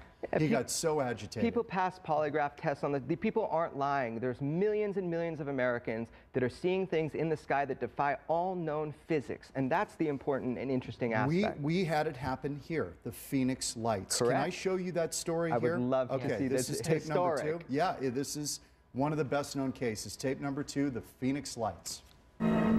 This is the way the lights looked over Phoenix at about 10 o'clock last night. This was our report 8 years ago, the day after the Phoenix Lights appeared. There have been multiple descriptions, but the people up in northern Arizona saw lights that were distinctly red. Major sighting here. On the 13th of March. Weird happenings in the skies over Phoenix recently. This, a new documentary film based on the book The Phoenix Lights by Lynn Ketai, MD. She's a Phoenix doctor. I actually pushed my entire professional life aside for 4 years in search of an answer. What really happened that night? Some believe the state of Arizona was visited by a parade of alien spacecraft, at least one of which was a large triangular vessel seen by thousands of people. There was this huge formation of lights, V formation of lights. And the next thing you know, it was in a V shape. And most UFO stories, they always talk about being round ships, but this was a big black triangle. After months of saying nothing, the Air Force came up with their explanation, claiming it was flares in the sky that night, like these, dropped over the Barry Goldwater bombing range southwest of the valley. But Dr. Lynn Ketai's sightings began from her Paradise Valley home 2 years earlier, in 1995. Both my husband, who's also a physician, and I, with no interest or knowledge in this topic at all, witnessed a very close sighting to our home. 3 amber orbs appeared outside their home's window. I did get photos of it, wondered for 2 years what we saw, had no idea. Then came March 13th, 1997. The availability of witnesses was extraordinary. Also featured in the documentary, UFO investigator Michael Tanner. I was responsible for putting together the timeline and the whole summary of the events that took place on March 13th, 8 years ago. The various sightings were reported that night from Kingman to Prescott, through Phoenix, down to Tucson, over a span of more than 4 hours. The intent seemed to be clearly to demonstrate that they possess a technology that's so far in advance of our own that there's literally no contest. Military sources tell Tanner that fighter jets from Luke Air Force Base did intercept the lights in the sky, as many eyewitnesses reported. One officer we ran across said, without giving his name or allowing us to reveal his name, said it was the worst night of his military life. It was sheer pandemonium at Luke Air Force Base. A topic explored in Ketai's documentary, where another officer comes forward. I don't believe they're flare. I don't believe they're conventional aircraft. And I don't believe it's the military testing top secret craft. I'm learning that this is happening worldwide. What's going on here? What is this? The mass sighting that night prompted Ketai to begin an investigation, knowing full well that publishing a book and now producing a film puts her professional reputation at risk. There's been ridicule and snickering, and the witness accounts have not been taken as seriously as maybe they should. This story comes from someone who was honestly seeking to know and understand the truth for herself, and at great risk to her professional standing, stature, and reputation. But through her book and documentary film, Ketai hopes to help change all that, to convince others that it's okay to report sightings, that even without all the answers, the questions are still worth asking. Just because we may not have the technology yet to definitively define what these things are, it doesn't mean they're not real. There are people that can't deal with this reality. It's time we get it out in the open, and that's why I'm doing this. And we address it, we accept it, and we study it.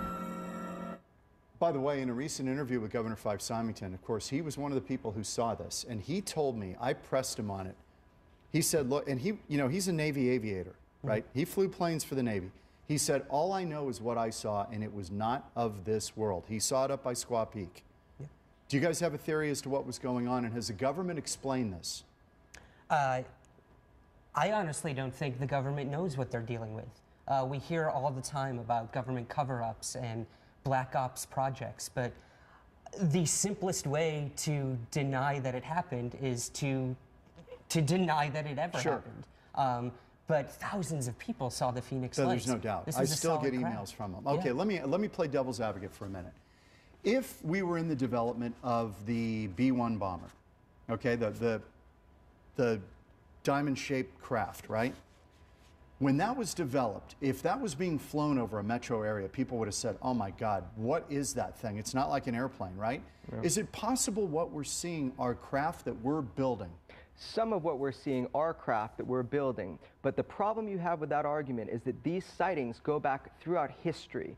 You know, oh, I've heard some from the 1600s. Oh, absolutely. Before anything was flying. Discs, cylindrical-shaped craft. I mean, the The entire experience that people are having where they're seeing these things, it's been going on since the beginning of recorded human history. So that theory just doesn't hold water, because eventually, and by the way, I mean, part of what I do is I interview. God almighty. I mean, these guys wear more hair product than I would in a year. Unbelievable. Right? I mean, look at this guy. He's got more hair product in his hair. And that's an ugly ass beard, Corbell. Got a ring on. You know, the guy next to him, Ryan Sprague, whatever his name is, he's gay, right? Isn't he gay? Seriously, because a gay guy would wear a denim jacket. That makes sense to me. And I'm not saying it to be a dick, but I think it's true. I mean, you heard him talk. I mean, when he first came on, he was lisping. I'm telling you. He's like, hi guys, and his hand motions, and, you know, hold on. It's true. I know you want to talk about what's still going on. Hold on, with Roops. Well, you're a journalist. I'll let you. Yeah. Watch. That's a great question. I think as a journalist, it is your job to... His eyebrows go up. About, he's using his hands like he's got his penis there. That's totally gay. The topic you're See? covering. He's like, that's my bush. Look, that's my bush is that big. He's trying to show us surreptitiously to the gay guys out there, between my thumbs is the length of my peanut. Especially when it comes to UFOs. There's very smart. A broad spectrum of phenomena. And then he's like, I like guys with big balls. And now I he's think, doing that. By remaining open, I like balls. That's when the journalists can really get to the core of... Look at that. He tweaks his eyebrows. His eyebrows are tweezed. Let's check that out. Those are tweaked eyebrows, kids. That's a definite plucking. It looks like he's got eyeshadow on. Look at this. All man groomed. He got a cut the night before because this is 6 in the morning today. He actually had this all done. This, he doesn't grow a full beard. You can see the patchwork right there. All right. We know he's gay. Let's get on. Now, I know some of you are wondering what happened to Mr. Rupenstein. Hulk. Watch it, brother. I'm going to have to talk about you. You haven't done a show. Yeah, so what? Well, the rumor is, now I've made this prediction that the show, when I left, had roughly a 6-month shelf life before it all ends.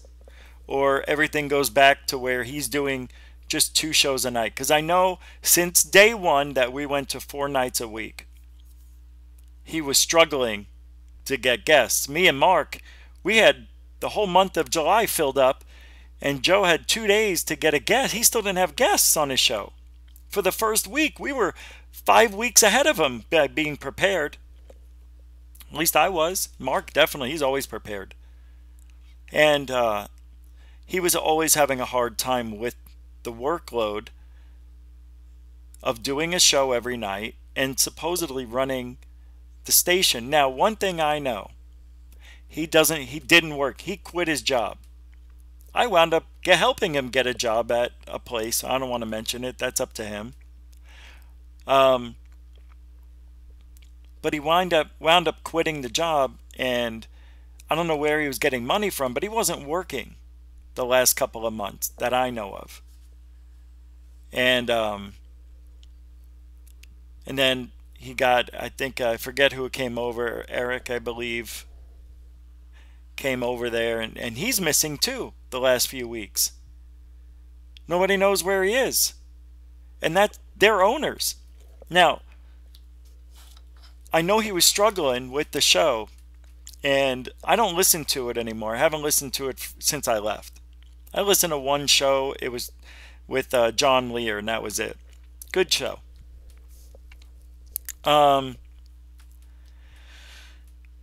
he started doing skits on his show from what I heard, and I heard the clips.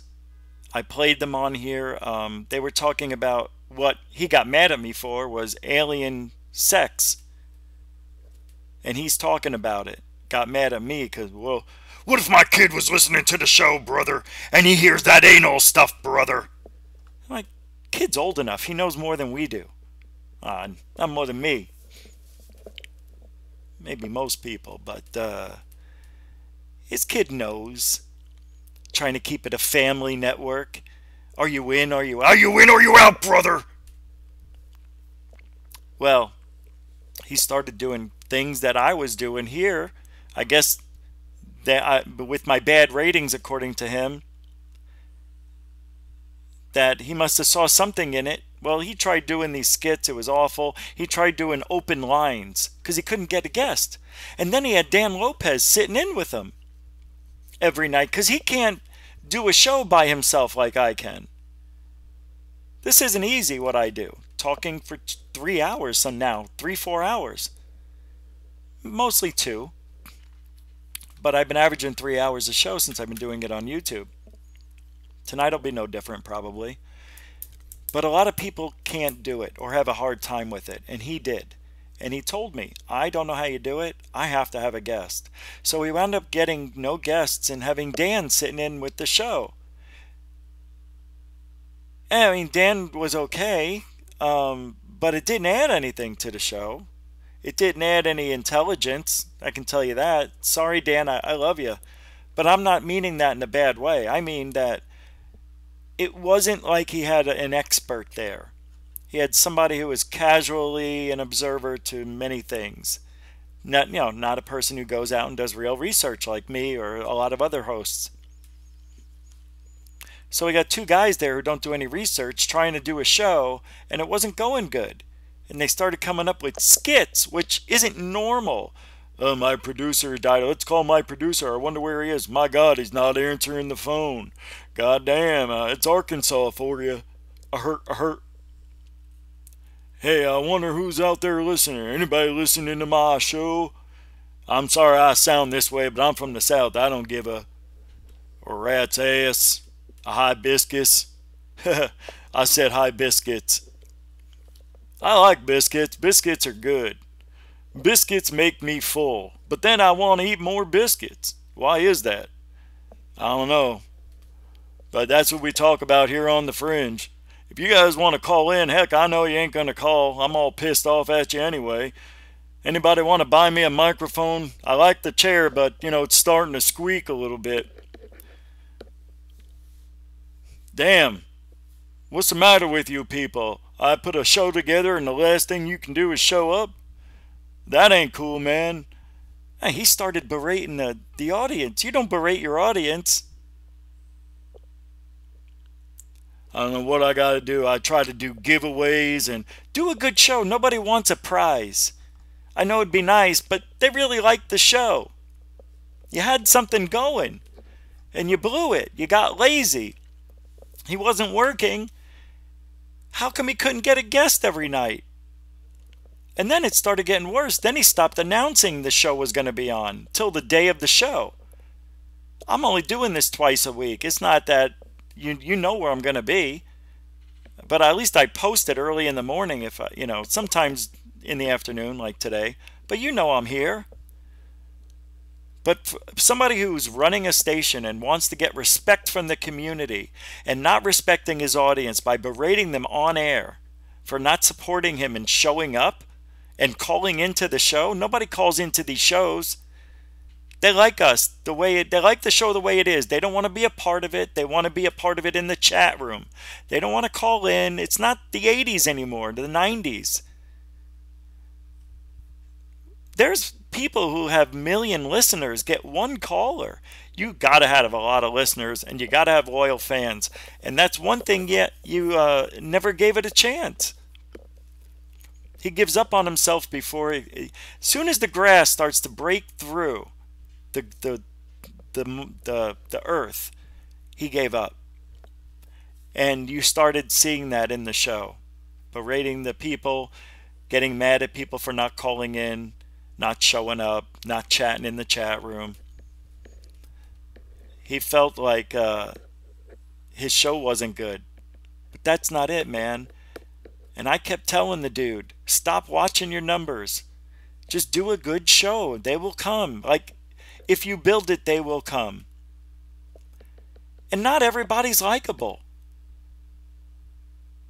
Not everybody has that thing that draws in a crowd. You just can't expect to pick up the mic and start talking, and people are going to show up. You got to give them something a little different, something that they could think about, something that maybe you left a mark with them instead of just clocking in and clocking out every show like you did. Got to be original. You got to have a personality, and that was missing. Heck, I figured if I just started talking and talking about interesting stuff, they'd show up. Yeah, they will. Takes time, but you also got to advertise, which he never did. Never advertised. So things degraded. He started feeling like the show was falling in on itself, and I think he got stressed out. And I heard through the grapevine that he, not this Friday 2 days ago, but the Friday before this one, I think he was complaining about stones, kidney stones. And that may be the reason why he's out for a whole week. He may be dealing with it, but you don't give your fans any respect and go on Facebook or update your website and tell them, I'm having some health issues. I mentioned it on the show. These stones are killing me. I won't be back for a week. And since it's Thanksgiving, I'm going to take the whole week off. Nothing. Just stop doing the show. Well, I know he was having a problem getting guests. I know the guy's a woe is me type of guy because he can't take the blame on anything. He never put the extra effort in to make that network be successful. He did the minimal amount. You know what I mean? You know the people who just do enough to stay afloat, that people will say, yeah, you're doing great, but not great enough. Take a look at Dave Scott at Spaced Out Radio. He goes the extra mile. And where's he going to be? On Real Radio very soon. He already is. He already is, but I'm talking nationwide. It's coming. That's why he has the studio built. He goes out to the conventions. He is Spaced Out Radio. People know Dave Scott, Spaced Out Radio. Why? Because he's going to the UFO conventions. Joe, Hulk, whatever you want to call him, did nothing. Didn't even buy any advertising. Didn't even get any of us, when we went to 4 nights a week and became a real network for the first time, he didn't even introduce us to the other hosts. Dave Scott has meetings with his people. Like a boss. Like an owner. Like a CEO of a company, of a radio station that wants to be successful. Hulk thought it was going to be easy. Easier. Found out it's real work. Well, guess what? I'm in this 12 years, and like you said on your show, heck, if I'd been doing this for 10 years, I probably would have quit by now if I didn't make it. You said it, buddy. You would quit. I don't. And things are growing, blossoming. Look where we are today. I said I was going to be doing this 4 nights a week, but I asked for your help, and you didn't help me. You said you knew how to do the OBS software. I waited and waited and waited. One day he gave me an hour. That was it. And we didn't even get anything done. He got frustrated, and that was that. That's that network over there. They have had programming, but it fell apart because their owner gave up. And if he does have gallstones, whatever you call those things, I hope he doesn't. It's very painful. I don't wish the worst on him. I hope he succeeds. We need that network up. Because it gets people talking. It's something different. Some people like it and love it. Some people hate me, despise me. I get it. I don't even like me. So I could see why you wouldn't. But one thing we do here is, you know, we keep it original. I'll tell you that much. And I say what's on my mind, not afraid. Can't be afraid. You can say things a certain way, mister, without getting into trouble with your advertisers. Give me a break. You're a person who thought it would be easy and found out it was hard work. To be successful in real life, in the real world, what a real man does is get out there and make themselves known, not sit there and wait for it to come to them. You had somebody you let somebody buy you a chair because you complained on air, sucking the donations out of your fans and then berating them and telling them that they don't care. I'm here every night. The least you could do is show up. Call in. I thought you guys wanted this. No, you thought they wanted it because you read in a book somewhere that if you keep mentioning it, people will call in. If you keep mentioning your number, people will call in. Yeah, they will. Eventually on real radio. But we do podcasting. Joe Rogan takes no calls. Does a 3-hour show. It's the #1 on the internet. He's Joe Rogan. He knows people.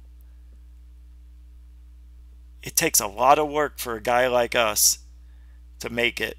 And you got to keep going. And eventually you may meet the right person, the right people. You may be saying the right things at the right time when the right person is listening. And they may like what they're hearing and they see potential in you. But if you give up, and you give up on your fans, there's no place for you here. In any type of form. Not just the paranormal, anywhere. So, I don't know what you're doing. I don't know what's going on with that network. We'd rather have you here than not be here. Yeah, we give you a little ribbing here and there because we don't like what you did. Don't like how you treated me or anybody else. Because a real boss, a real friend doesn't do that. But you did. Paranoid. Can't be paranoid in life. You got to live life and take life and move on. Because people are people. Everybody lies, and you just pick the people who don't lie as much and stick around with them. And that's all I know about what's going on over there. That was well said, brother. I have to admit, I was sitting here ready to put my pythons around you, brother. But you came through. You told it like it is, brother. I have mad respect for you now, brother. I appreciate it. Thanks. It means a lot. What do you mean you appreciate it? You look at me with respect, brother. No. There's a still shot of me going like this on on the history part of my my YouTube channel. That's so funny. It took a screenshot of me talking like Hulk. There was one more thing I was supposed to talk about. Let me pull it up here. I got my notes.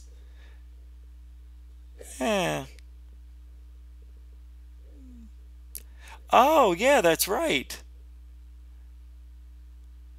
The Hortus and the Hat Man. I gotta find that video. Well, we could just call it a night. Nah, let's keep going. There was a video I was gonna play. And I think I have it here. Hold on, let me see where it is. I'm afraid I might have lost it. I probably lost it. I've lost it all right. Hey, I didn't even take a break. 2 hours we're going. Didn't take one break. You know what these breaks are now? The breaks are the videos. I get to drink. I get to smoke. Vape, whatever you want to call it. Let me find this video here, because this was pretty good. There's a body language one done on Admiral Byrd, which I found interesting. I think I found... Oh, there's a scientist who invents technology to see multi-dimensional beings. This is a riot. Let me pull it up. Philosophies. Like... Actually, it's pretty good. All right. I know. This just makes me laugh. Let me pull it up. Here we go. the belief that we are not just a physical being living in a physical universe, but that we are multidimensional beings living in a multidimensional universe, dates back to the earliest civilization. Many ancient spiritual and metaphysical philosophies, like Buddhism, Vedism, Hinduism, Kabbalism, and many others, believe that to explain how this was possible. Oh shit, sorry. The great genius... I don't know why it's not where I thought there was a video of a guy. Machine. Mind no longer appears to be an accidental intruder. Yeah, here it is. Discovered with quantum. Such as this cannot be explored if scientists remain within the boundaries of the only perceived world existing, the world we see. As Nikola Tesla said, the day science begins to study non-physical phenomena, it will make more progress in 1 decade than in all the previous centuries of its existence. Fortunately, many scientists have already taken the leap and have already questioned the meaning and implications of what we've discovered with quantum physics. Physicists are being forced to admit that the universe is a mental construction. Pioneering physicist Sir James Jeans wrote, "The stream of knowledge is heading toward a non-mechanical reality. The universe begins to look more like a great thought than like a great machine. Mind no longer appears to be an accidental intruder into the realm of matter. We ought rather hail it as the creator and governor of the realm of matter." This leads us to the amazing technology created by Daniel Nemes, which can see multidimensional beings. All right. You're going to love this. As a teenager, Daniel Nemes has had a passion for science and astronomy, so it was no surprise when his vocation took him into the field of science. Today, Nemes is both a scientist and inventor in Colombia, with him claiming he has the technology to photograph multidimensional beings. Nemes said that his interest in the multidimensional universe began after a magazine article attracted his attention about the dark matter of the universe. He then came up with the idea of devising technology through optical experiments along with mathematical calculations that would allow him to take images of multidimensional beings. Nemes knew about the development of technology which can capture images of black light, infrared, ultraviolet, and such. However, he went one step ahead and found a way of capturing the unknown that was far superior. He named the technology he invented energy vision. Nemes combined special lenses along with the sunlight and used screens that are ultra-sensitive that he created. With his invention, Nemes claims that he can capture images that are of unknown origin. The images come from other planes of existence and show various multidimensional beings and creatures. Tell me that ain't wild as hell. These are not the same things. This is unbelievable to me. And I don't like these scientist guys who say, why do we always believe that the aliens are going to have 2 eyes, a nose, and a mouth in the same place as we do? Well, I think it works pretty well for survival. I understand why they would say that, but in this case, look at how different this is. Look at those teeth. Look at that thing. Look at this. That's a walrus man, man. That looks like Pizza the Hut. It looks like Pizza the Hut. Holy shit, it is. This guy looks like the Grim Keeper. The Grim Reaper. The Grim Keeper. I was thinking of the Crypt Keeper. All right, let's finish this out. Sorry, I'm not mean to interrupt. Hey, yo, you know they're showing Rocky tonight, right? Yep, I heard they're showing Rocky all night. Hey, yo, you know Rocky 4. All right, goodbye. And other companies must surely want to get their hands on such technology, but Nemes said he has not exposed his invention. But he did try to make the scientific community aware of its existence. Nemes also claims the media has silenced his discovery and the images that he has taken using his technology. Look at this guy. You know who that is? It's that guy with the nose, Bob Hope. Wow, that looks like a megalith. That looks like it's from Pacific Rim. This looks like a llama with a piece of fruit. It's a llama. Look at that. It's a llama raft. No, it's a what are those? A rama camel. Camel. A kalama. It's a kalama. Neems has published many images through Facebook and revealed that since 2015, he posted more than 1,000 photos to his page. The scientist claims to have had a great deal of rejection, and many insults have come his way, along with disbelief of the images. He said, "The only way I have to publicize my invention and the captures are by Facebook. Since 2015, I have posted 1,000 photos on my Facebook page. When I started to publish my images on my social network, I had a lot of rejection. It was very hard, and there were many insults towards me. Fortunately, my images are now more known, and when I post on Facebook or in other groups, it is rare to receive a disqualification or insult." There is no denying that the photos are strange, and in almost all of them, it is possible to see strange figures or faces. Many people who have had spiritual experiences in other dimensions or used a spirit molecule known as DMT report that these beings are very similar to the beings that they saw during their experiences. That's crazy. Come on. I know it could be like B. Baker said, which is a freaking awesome point, by the way.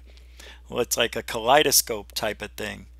And then you just marry up the images. I get it. I get it. I understand why you would say that, but I have to see the device to understand the way it works.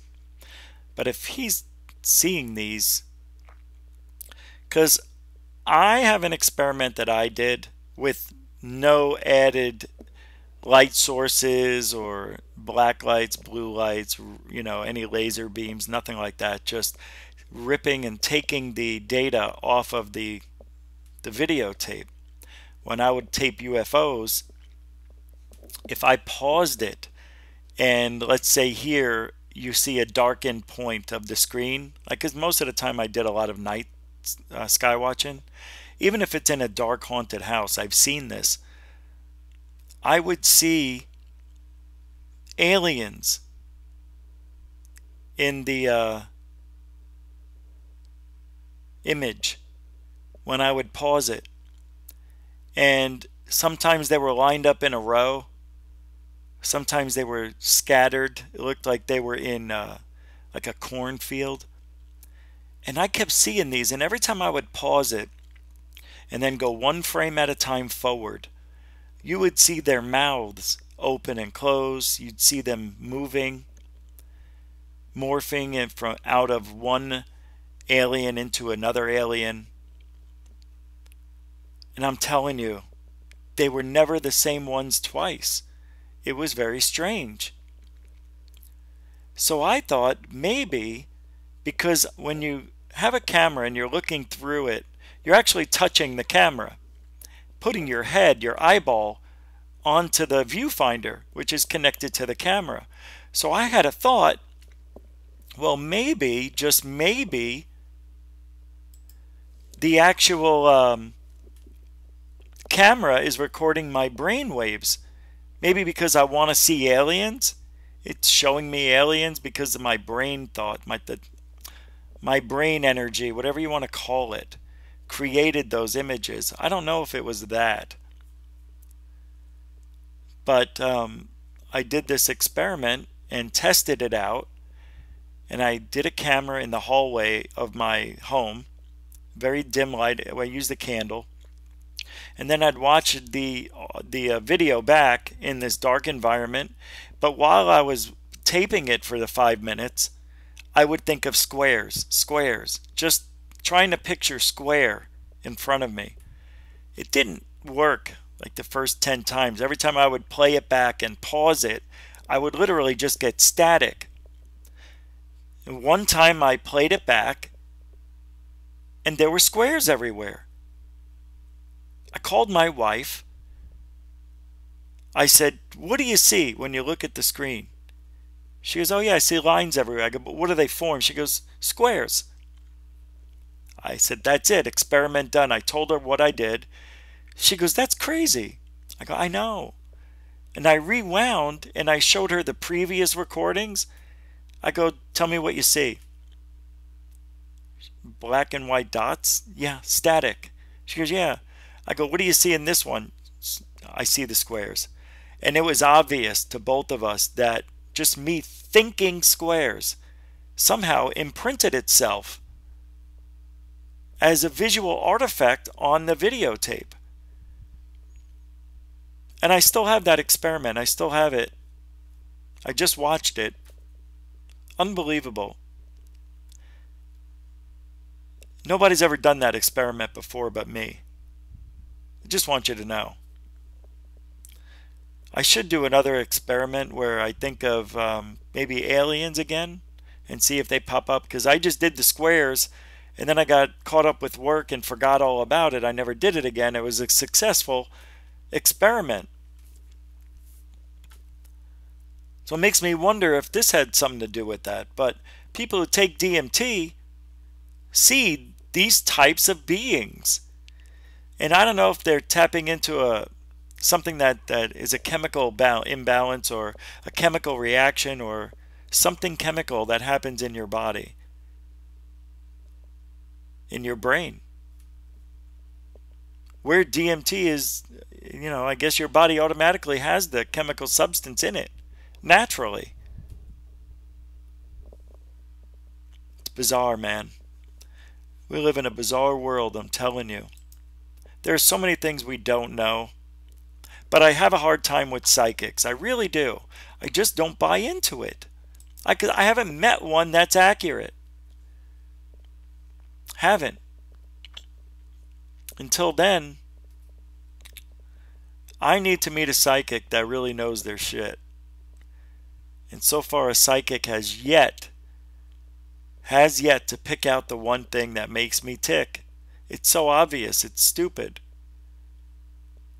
You know? I don't know, man. It's we're just living in a weird world. There's so many things we don't know. Anybody watch the Chuck Liddell fight?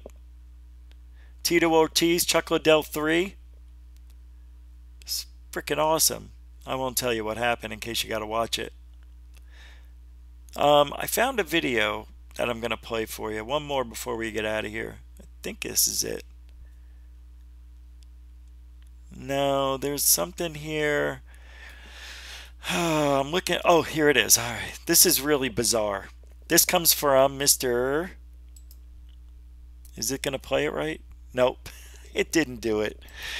Mr. MBB333. He's at it again. This is amazing to me.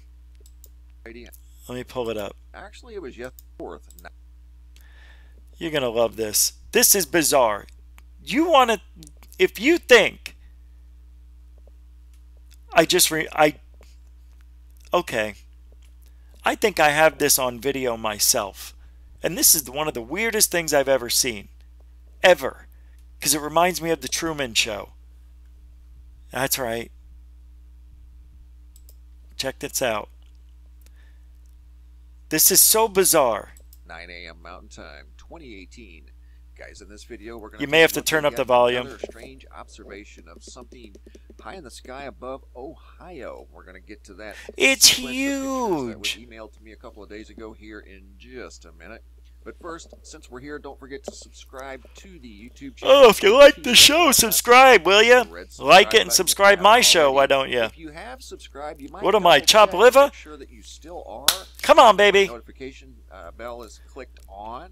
It's a 2-step process. Click subscribe and then click the bell. Do that for me right now for the GUFON radio show, will you? For whatever reasons, unsubscribe. Let's get 50 likes today. So just double check, and if you haven't, if we can get 50 likes, shut up. I'm talking. If we can get 50 likes by Thursday, I'll be a happiest monkey uncle you've ever seen. I've never had more than, well, I've had a couple hundred. Yeah, I guess so. Oh, Jesus Christ. Sorry, I had a possession I had to take care of on my humanoid video when it had over 300,000 views. There was a lot of likes on that and a lot of hates, but way more likes. Here we go. This is weird. I got a couple of days ago from a young lady. Actually, it was yesterday, from Ohio. This is the email correspondence that I received, dated Friday, November 23rd, 2018 at 4:39 p.m. Goes on to say it was a young lady by the name of Dory. She says, my husband and I were on our way home. They live in Ohio, from Black Friday. I guess they'd been out shopping. And I noticed what looked like a flashlight in the sky. Yep. So I took a picture with my phone and was very surprised at what I saw.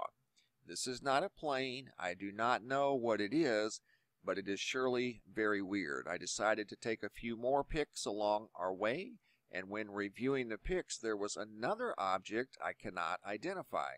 We didn't think satellites were this close, but uncertain what exactly it is. Can you help?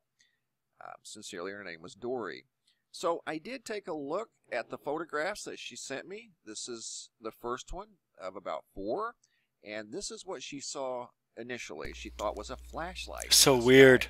So she took a picture of it, and it does look a bit unusual. 2 vertical orbs, one on top of the other, but when you zoom in close, this is very, very odd. And I'm going to take you in as close as I could get, and looks like a domino.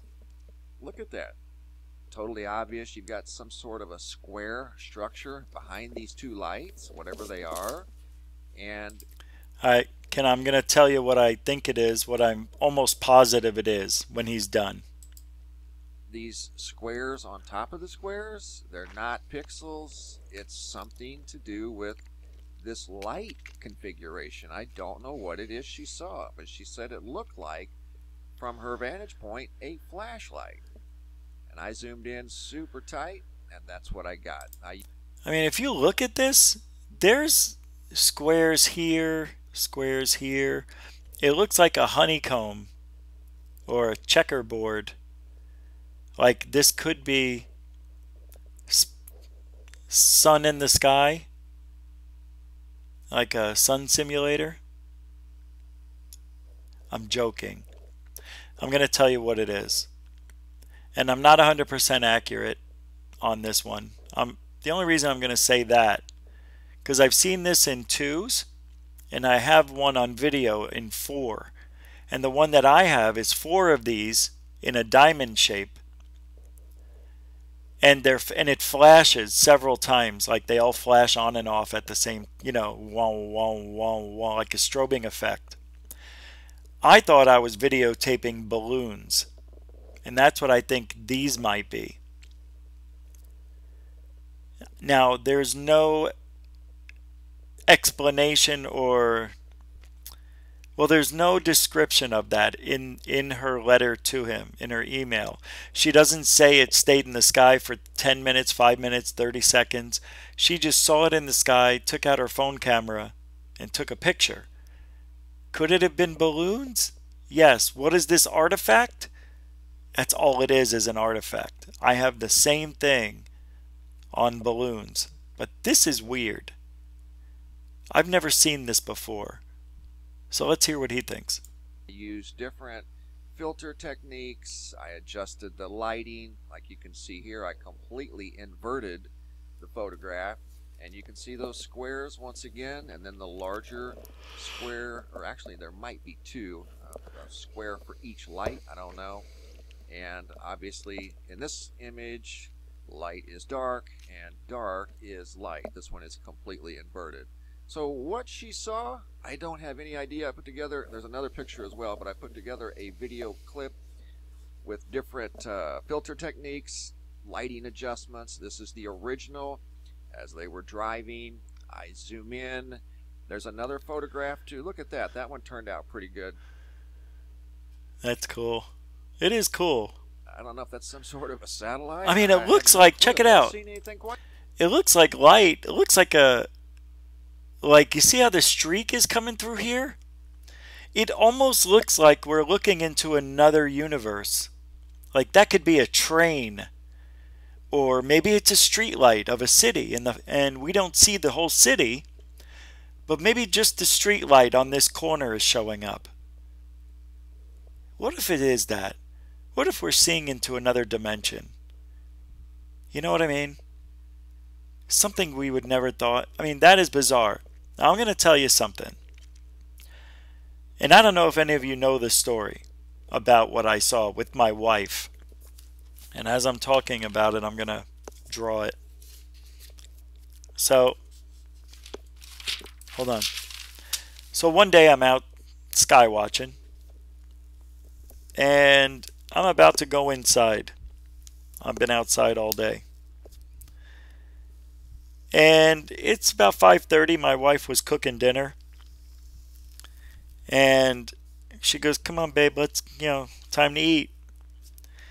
And I'm getting excited, and I take one last look at the sky, and I see, now, some of us who've been to high school have seen what an overhead projector is.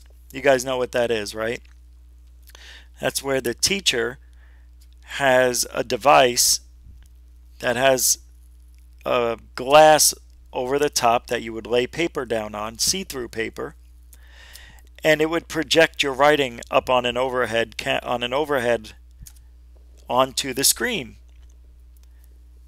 And anytime they would take that piece of paper off, you would see it move off of the wall or the screen it was on. So I'm looking at the sky, and I see something, and I couldn't believe what I saw. You all know what longitude and latitude lines are, right? Here's what I saw. It looked just like this. That's what I saw. In the sky, but a lot bigger. And it was kind of bent backwards, like a globe. No kidding. So I see these in the sky, but I see this. I see somebody putting them in place. I don't see their hand, but I see it being moved around like an overhead projector. And then it sits there. And now I call my wife. She was right there. I go, "Come here, come here, come here, come here, come here, come here." I go, "Look up in the sky real quick." It was starting to disappear. And I go, "What do you see?" She goes, "Oh, yeah, I see lines in the sky." I go, "You can see that. Thank fucking God." She goes, "Oh, yeah, that's weird." "Yeah, that is weird." And I go, "They're disappearing." She goes, "Yep." She goes, "Wow." And she looked at it. Couldn't see it anymore. She said, "That was it. Let's go eat." I saw longitude and latitude lines. They were really far apart.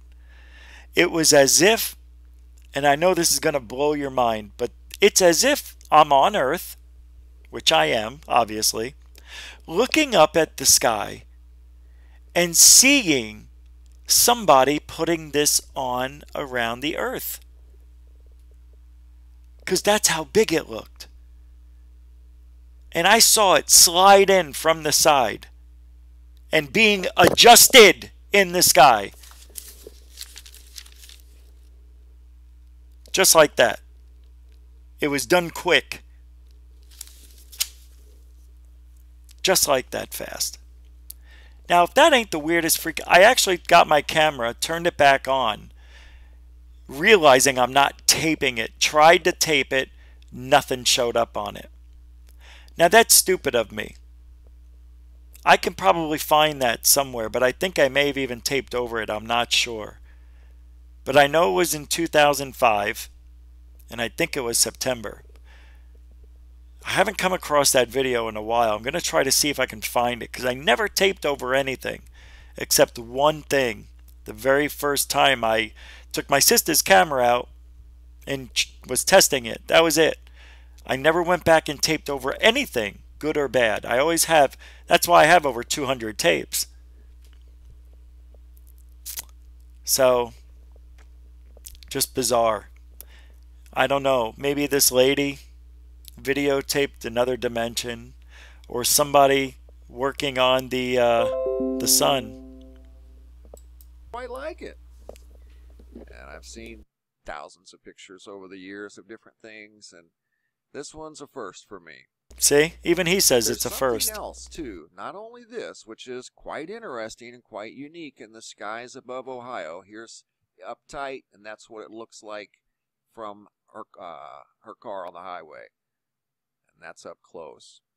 But there was something else. This thing here. This was what she was talking about. Something. Oh, that's right. Another photograph.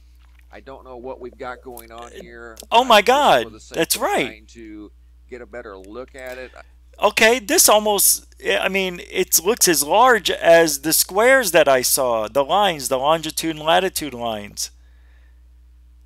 And as I was saying, from my perspective, it looked like I was looking at a map and looking up at a map around the world. It was weird. This is very bizarre. And I don't know if this was taken through the car window. I've adjusted the color, different lighting adjustments as well, and I don't know what we've got going on here. I think that's through the car Again, window. I've never seen anything quite like this.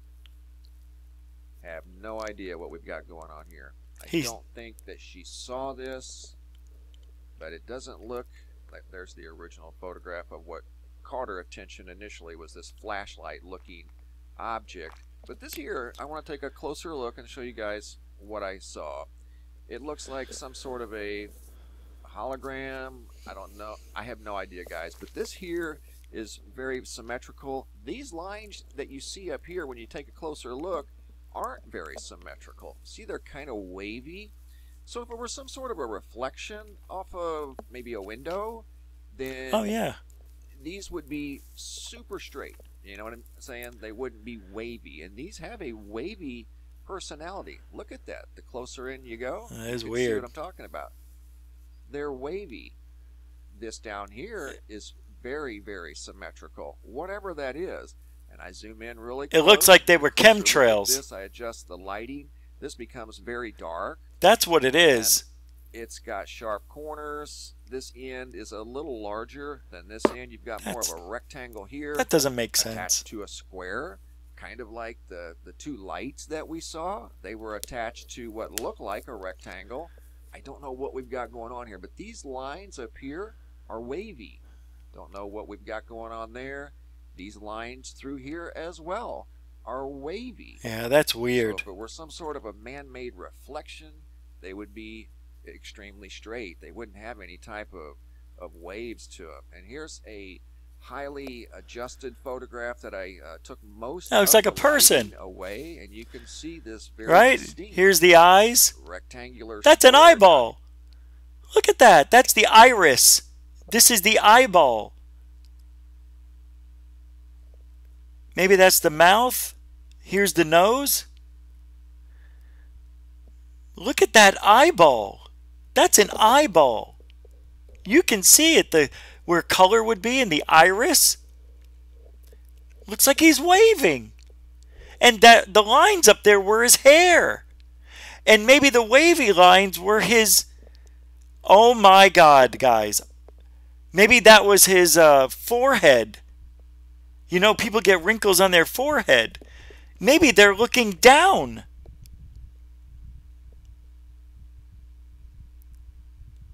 I mean, there's the light. Maybe we're looking at another dimension. I just lost it. Damn it. Right? What if... I mean, this is a forehead. The wavy lines... I've seen wavy lines, and it looks like he could be having his hand up here. 1, 2, 3. The thumb is there. You just can't see the other two. That's a shoulder. That's his cheek. It's distorted because he's looking in. Maybe he's looking through a dome or the bowl. Maybe we do live in a dome and he's being stretched out like a fish bowl. What if we're in a fish bowl? What if we are on a dome, under a dome, and this guy's looking in on us? And he had to fix the light. The fake sun. I just cracked the code. If you don't hear from me Thursday, you know I figured it out. And they heard me talking about it. This is a dude. That's an eyeball. That's his forehead. That's his hand up waving or up by the shoulder. Even has a tattoo on his hand. shoulder. Wait a minute. Here's an alien head. I could do this all day. Rectangular square down here. It's got a square on the end of it that does have very sharp 90-degree angles on all of its corners. I'm telling you, it's a distorted person looking in through the firmament sky. Kind of wavy. So I don't know. I have no idea. I'm not claiming to know what this is. I'm simply sharing this with you guys. This was observed. I don't think this was observed, but it was photographed yesterday above Ohio. So kind of just less than 24 hours ago. Here's a photograph that was sent in by Tim. I'm not exactly sure where this is from. Oh, that's I awesome. Want to say look at somewhere this. Up in Canada. But it's a great photograph of the sunrise. You can see this big halo, and it's also got the one at the top that that's you don't cool. see all the time. That's kind of a rare feature. This one here is not all that uncommon. We see it from time to time, but the one at the top, I forget. In fact, I've seen those myself on multiple occasions. And here is a picture that was very interesting, sent in by Jamie, and this is from the UK. And get a load of this cloud. Wait a minute. Look at that thing. I captured something similar. Not as thick, but I'll show it to you soon. It's like the end of a vacuum cleaner up in the sky. There's your handle. And vacuum. The vacuum. It is. Look at that thing. That's why he took a picture. Or it's a metal detector. It's so unusual looking. All right, guys, that's all I got for now. All right, I'm going to find mine. I'm going to find something here because I have some crazy pictures I want to show you. Hey, there's my Facebook page.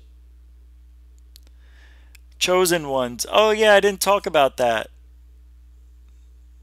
The Hat Man. We didn't talk about Hat Man.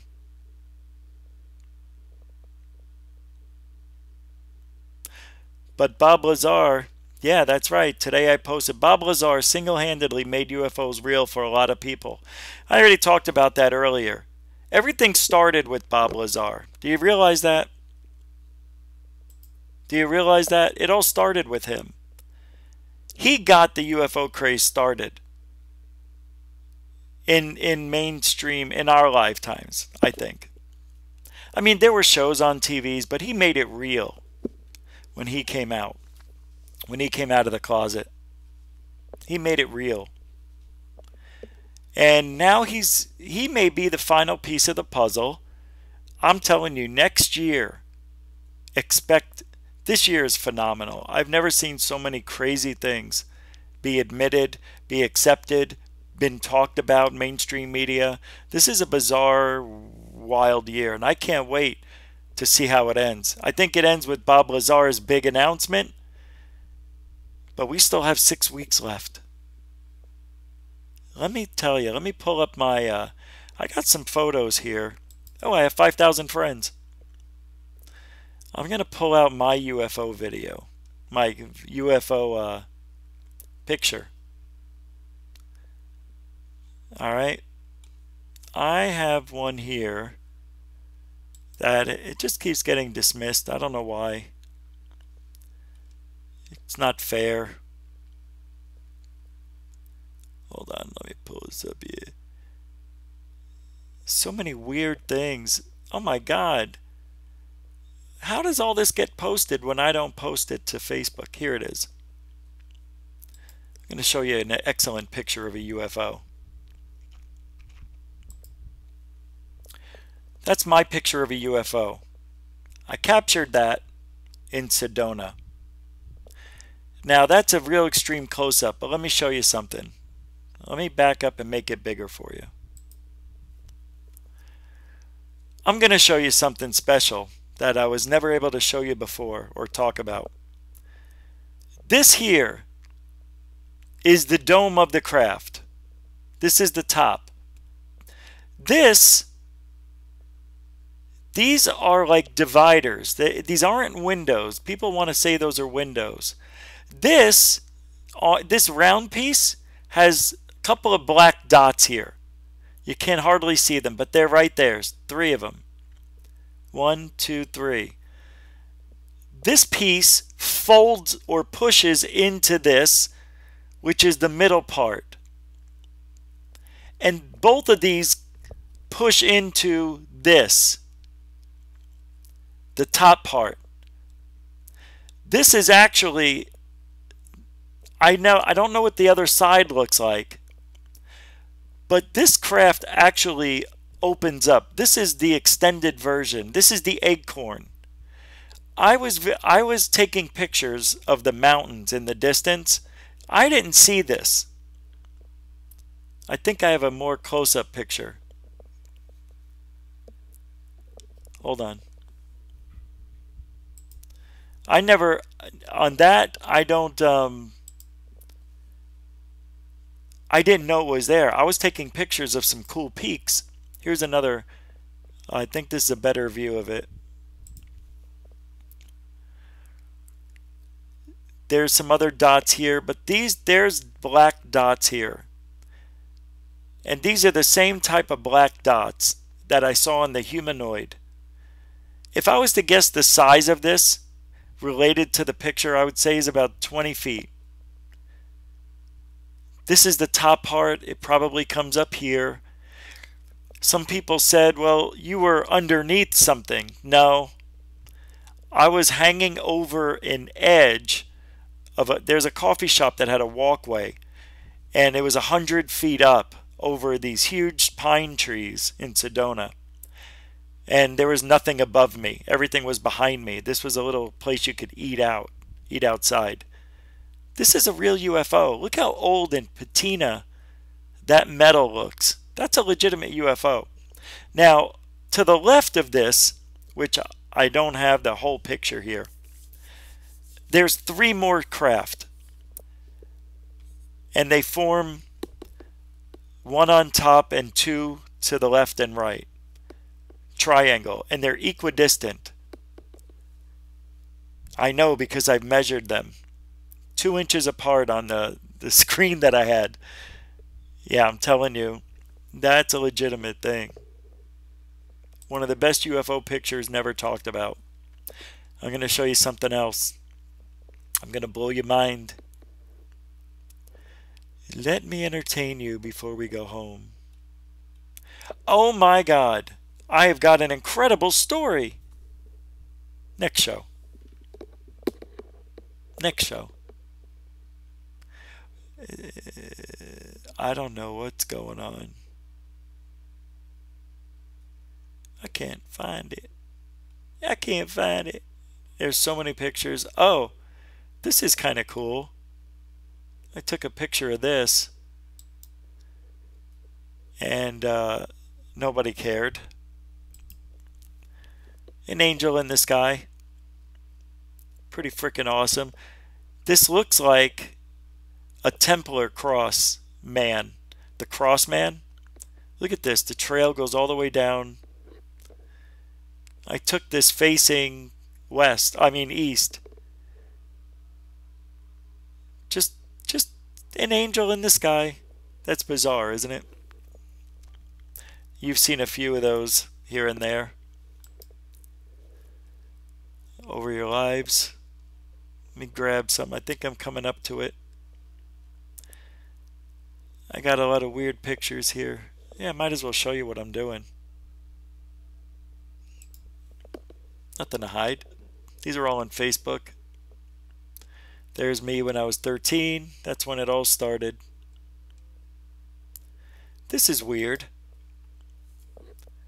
I don't understand that kind of cloud configuration, but there was an object right there. I don't know what that. I think that was a cloud, piece of a cloud left over.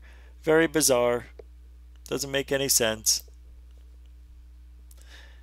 I don't know where a lot of these pictures come from. Hey, the AZ UFO show on a shirt. You're smoking a cigar. Aren't there videos? I thought I had some videos. Chemtrails. I'm looking for a particular video. Here's me when I was watching a lot of, not me, but there's a video. There's a UFO. There's me when I got stung. I woke up one morning and I looked like this. My whole face was swollen. What the hell? Allergy attack or something. Believe me, I don't know what happened. Look how fat my head is. It got swollen. This got so swollen my eye was shut. I know. Look at it. That's when it first started. I woke up and I felt something. I felt something in my eye. Like, I don't know. I'm telling you guys, I'm always getting attacked. Very bizarre. Oh, here's a weird pic of me. What happened? How did that happen to my eyes? Why are my eyes blurry? I didn't do that. That's bizarre. I don't know where I took... Oh, I took that at my old place. Oh, that was the end of the allergy attack. Boy, that's bizarre. I didn't realize that was the same allergy attack. But why are my eyes whited out like that? It's very bizarre. Very bizarre. 9/11 pics. These are crazy. I guess I'm going to have to look for the videos.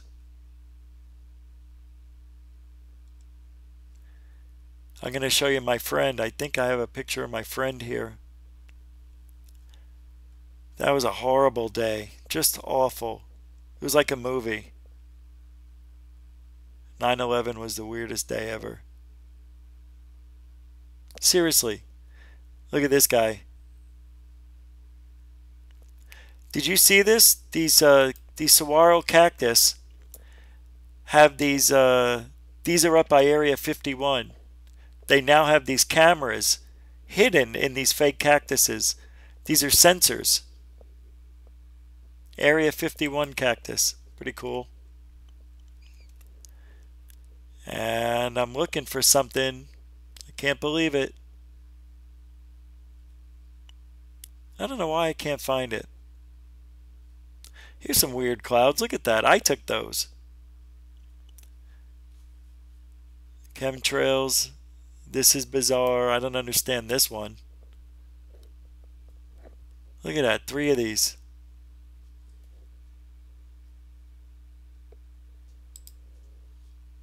Crazy, right? Here's some lights in the sky. I don't know what I'm looking for. Oh, I took these chemtrail pics. Those are pretty intense. I would say so. A couple of years ago, September 25th, 2014. I am looking for a particular thing, and I can't find it. Yeah. Oh, somebody took the picture of this angel. That was a year before I took mine. This right here, that's pretty bizarre. Phoenix. I don't know, guys. I can't find it. I think I need to... Oh, check out this cloud I took a picture of. Just one little round cloud like that. That doesn't make any sense. Oh yeah, the picture I wanted to show you, I thought it was here. This owl. I always wanted to show you this. I walked my dog. This was a couple of years ago in 2014. 8-foot wingspan. You can see here something is hanging down. I was on these bleachers at Paradise Valley Community College. It was around 5 a.m. and I heard something flying. You can hear the wings. And this thing lands. This is only 4 feet, 4, 8, 10 to 12 feet away from me. Look at it looking at me. He thought he could eat my dog, I bet. I took that picture. It jumped up and then it landed down here. Pretty cool. Owls were following me for a while, which was weird. Probably the same fella. Here's all my fireworks. I've got 10 times more than that now.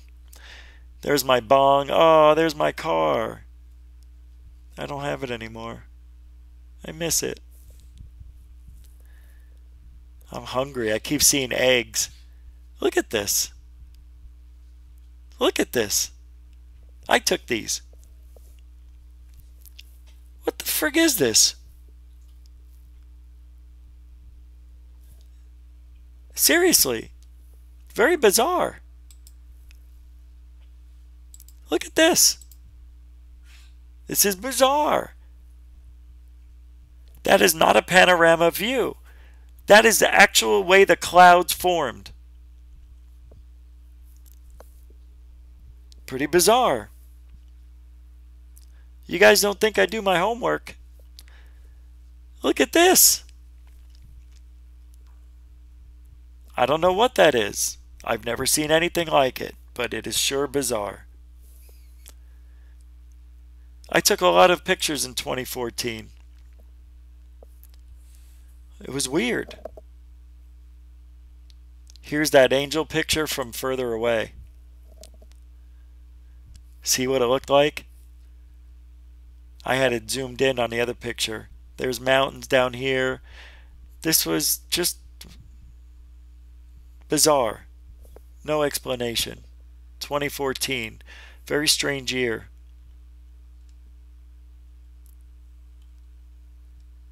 Very strange. Okay, check this out. What do you see here? Here's a bird with no head. So I'm walking outside, and out of nowhere I hear this fell out of the sky. Not only did that, I took a few steps over, and there's the head. It's not that focused, sorry. But there's the head. It looked like it ran into something. It's all bloody. Look at the eye. He just died. His head just got ripped off.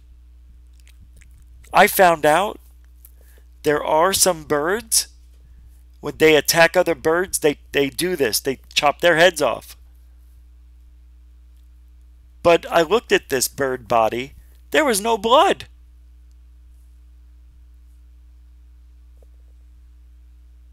It was Petey. Right? It was Petey, the bird from Dumb and Dumber. Here's my alien bong, which I never used. It broke. Now I just have this part. The most important piece. There's no body anymore. It's a guy with a tumor. These are all, I don't know what the hell's going on. Let me get to the top. How can we get up to the top quicker?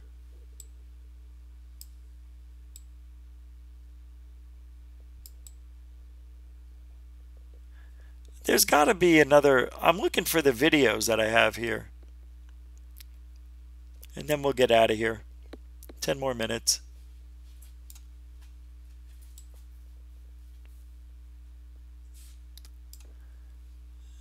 Right? I do have videos, albums.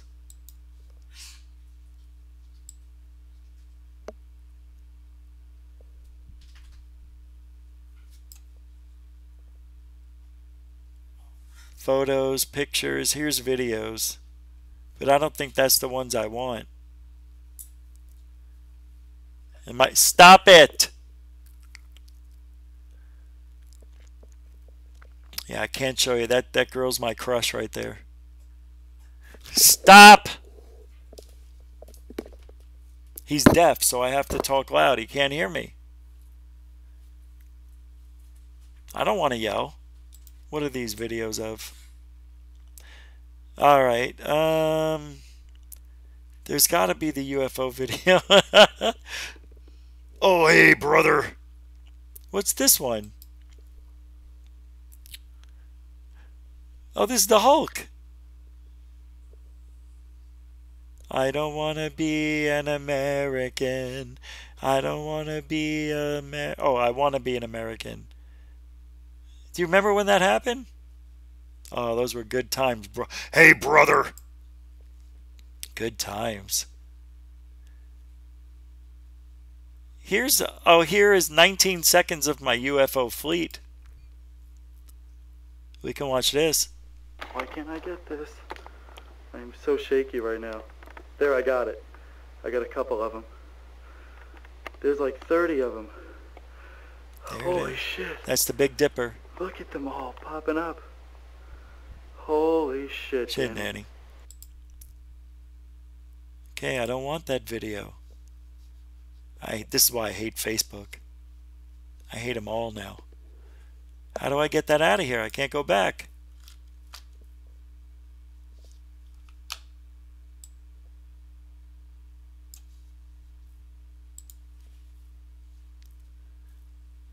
Is this...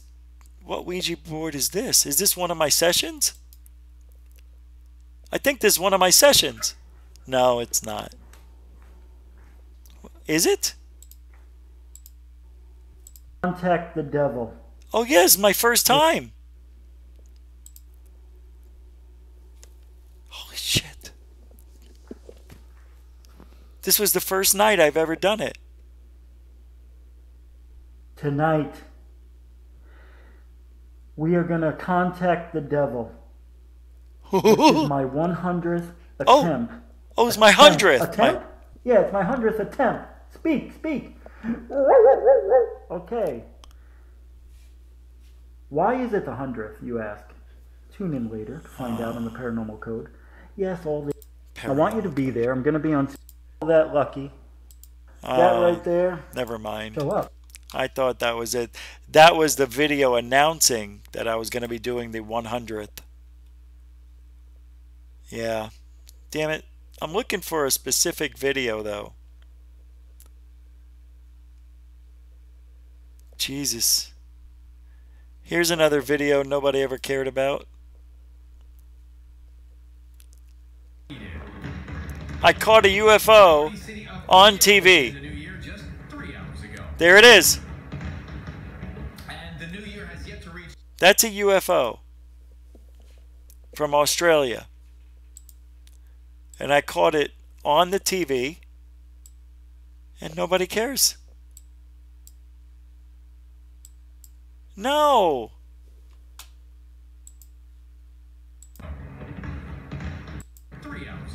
There it is. There it is. That's a disc. It comes from right there. It's a UFO.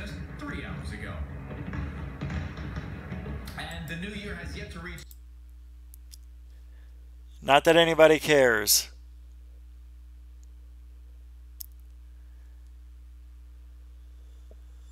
Oh, the Metallica concert. What's this? What happened, Dave? Oh, man. I got punched in the face last night. Look what happened to me. Oh, no. God, my nose hurts.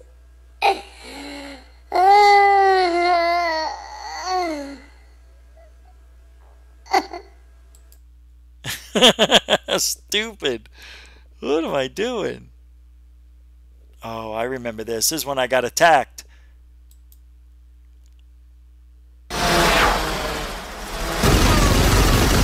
No! They killed Zitch. Bastards. They tried to. Look, he's sitting on his teleport. And there's mine. He's sitting on his, ready to go. They got him. Bastards. Now, here's a I don't know. Here's a guy who kisses another guy on a football team. Kisses the player on the mouth. Here it is. Right there. He kissed him on the mouth. Here it is. Watch. Oh, you stupid. Stupid advertisement. Watch. He kissed him. He kissed him. Never thought I'd see that. I thought this was incredible. I'm not going to play it because nobody would care.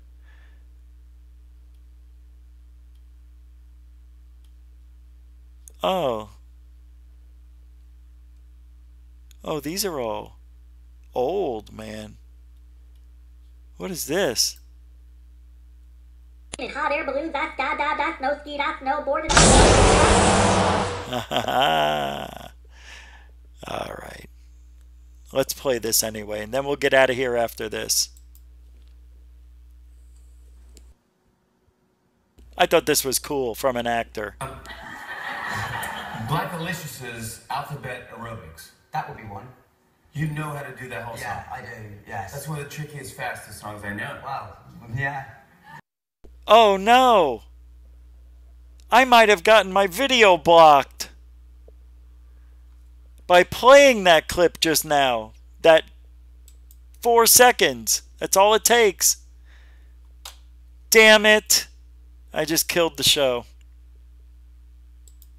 Whatever. Wow. Holy smokes. Here we are again. It's 3 in the morning. Temperature must have dropped 20 degrees. I'm freezing. Oh my god. So pissed.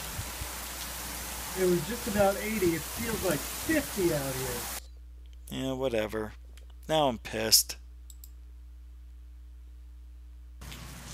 Look at that double rainbow. Wow. Oh my god. Oh my god, I've never seen a rainbow so beautiful. Oh my god, and the rain is coming. I hate this shit. Oh no. Anyway. What is this? Hello, my name is Rich Giordano. I am the UFO police. Nobody can ever take that away from me because... Alright, and what is this? The Rich Giordano Show, coming back to Blog Talk Radio soon. Wow. Don't miss the new beginning. What's this? Hey guys, this is Rich Giordano, owner and webmaster. Hello, webmaster, me and my stuffed up nose. Oh, listen to this guy. Hey, forget about it. I'm Joey Clams over here. Hi, who kicked me over? In case you're wondering what else he had to say, here's more. Donnie Murdoch, I got my hair cut like his when I was 12 years old. Like the murder they called him. Nicky Fatillo, me and him skated on the same ice in Staten Island. Nicky's my Gumbadi.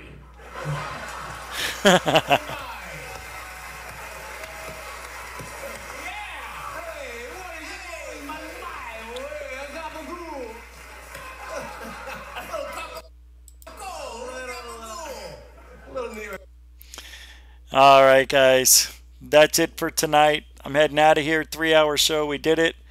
And I know we just played a little bit at the end, but we hit some good points tonight. And see you on Thursday. So I hope you guys have a good week, as I will try myself. See, I don't want to go to work tomorrow. I want to call out. I have no desire to go to work tomorrow. At least it's a short day for me, and then I start the real hard long shifts Tuesday. Not in the mood. All right. Well, you can find all the shows here, and you can also go to GUFON.net, and shows will be uploaded to GUFON.org. Please go here. Let me show you something. Can you do me a solid? Go over here. Forget about it. Go there. Join up for free. That's the website. It's updated all the time. John T, the time traveler hoaxer, comes forward. Get the heck out of here, you're thinking, on my site? That's posted by B. Baker. But you got to go on the link, it says. All right, didn't post it in the website. We'll talk about this next show. But you can see, you can get on the website over there. It's the website GUFON Home. We've got the GUFON Radio Show. We got photos. Yeah, we got a lot of videos about me, GUFON Chad, GUFON Tunes. The members, you can donate, not yet. Here's some videos. We got a bunch of, I think about 90 now. How many? 81. Pretty close. All right. Also, you could join up. I was going to talk about some things on the website.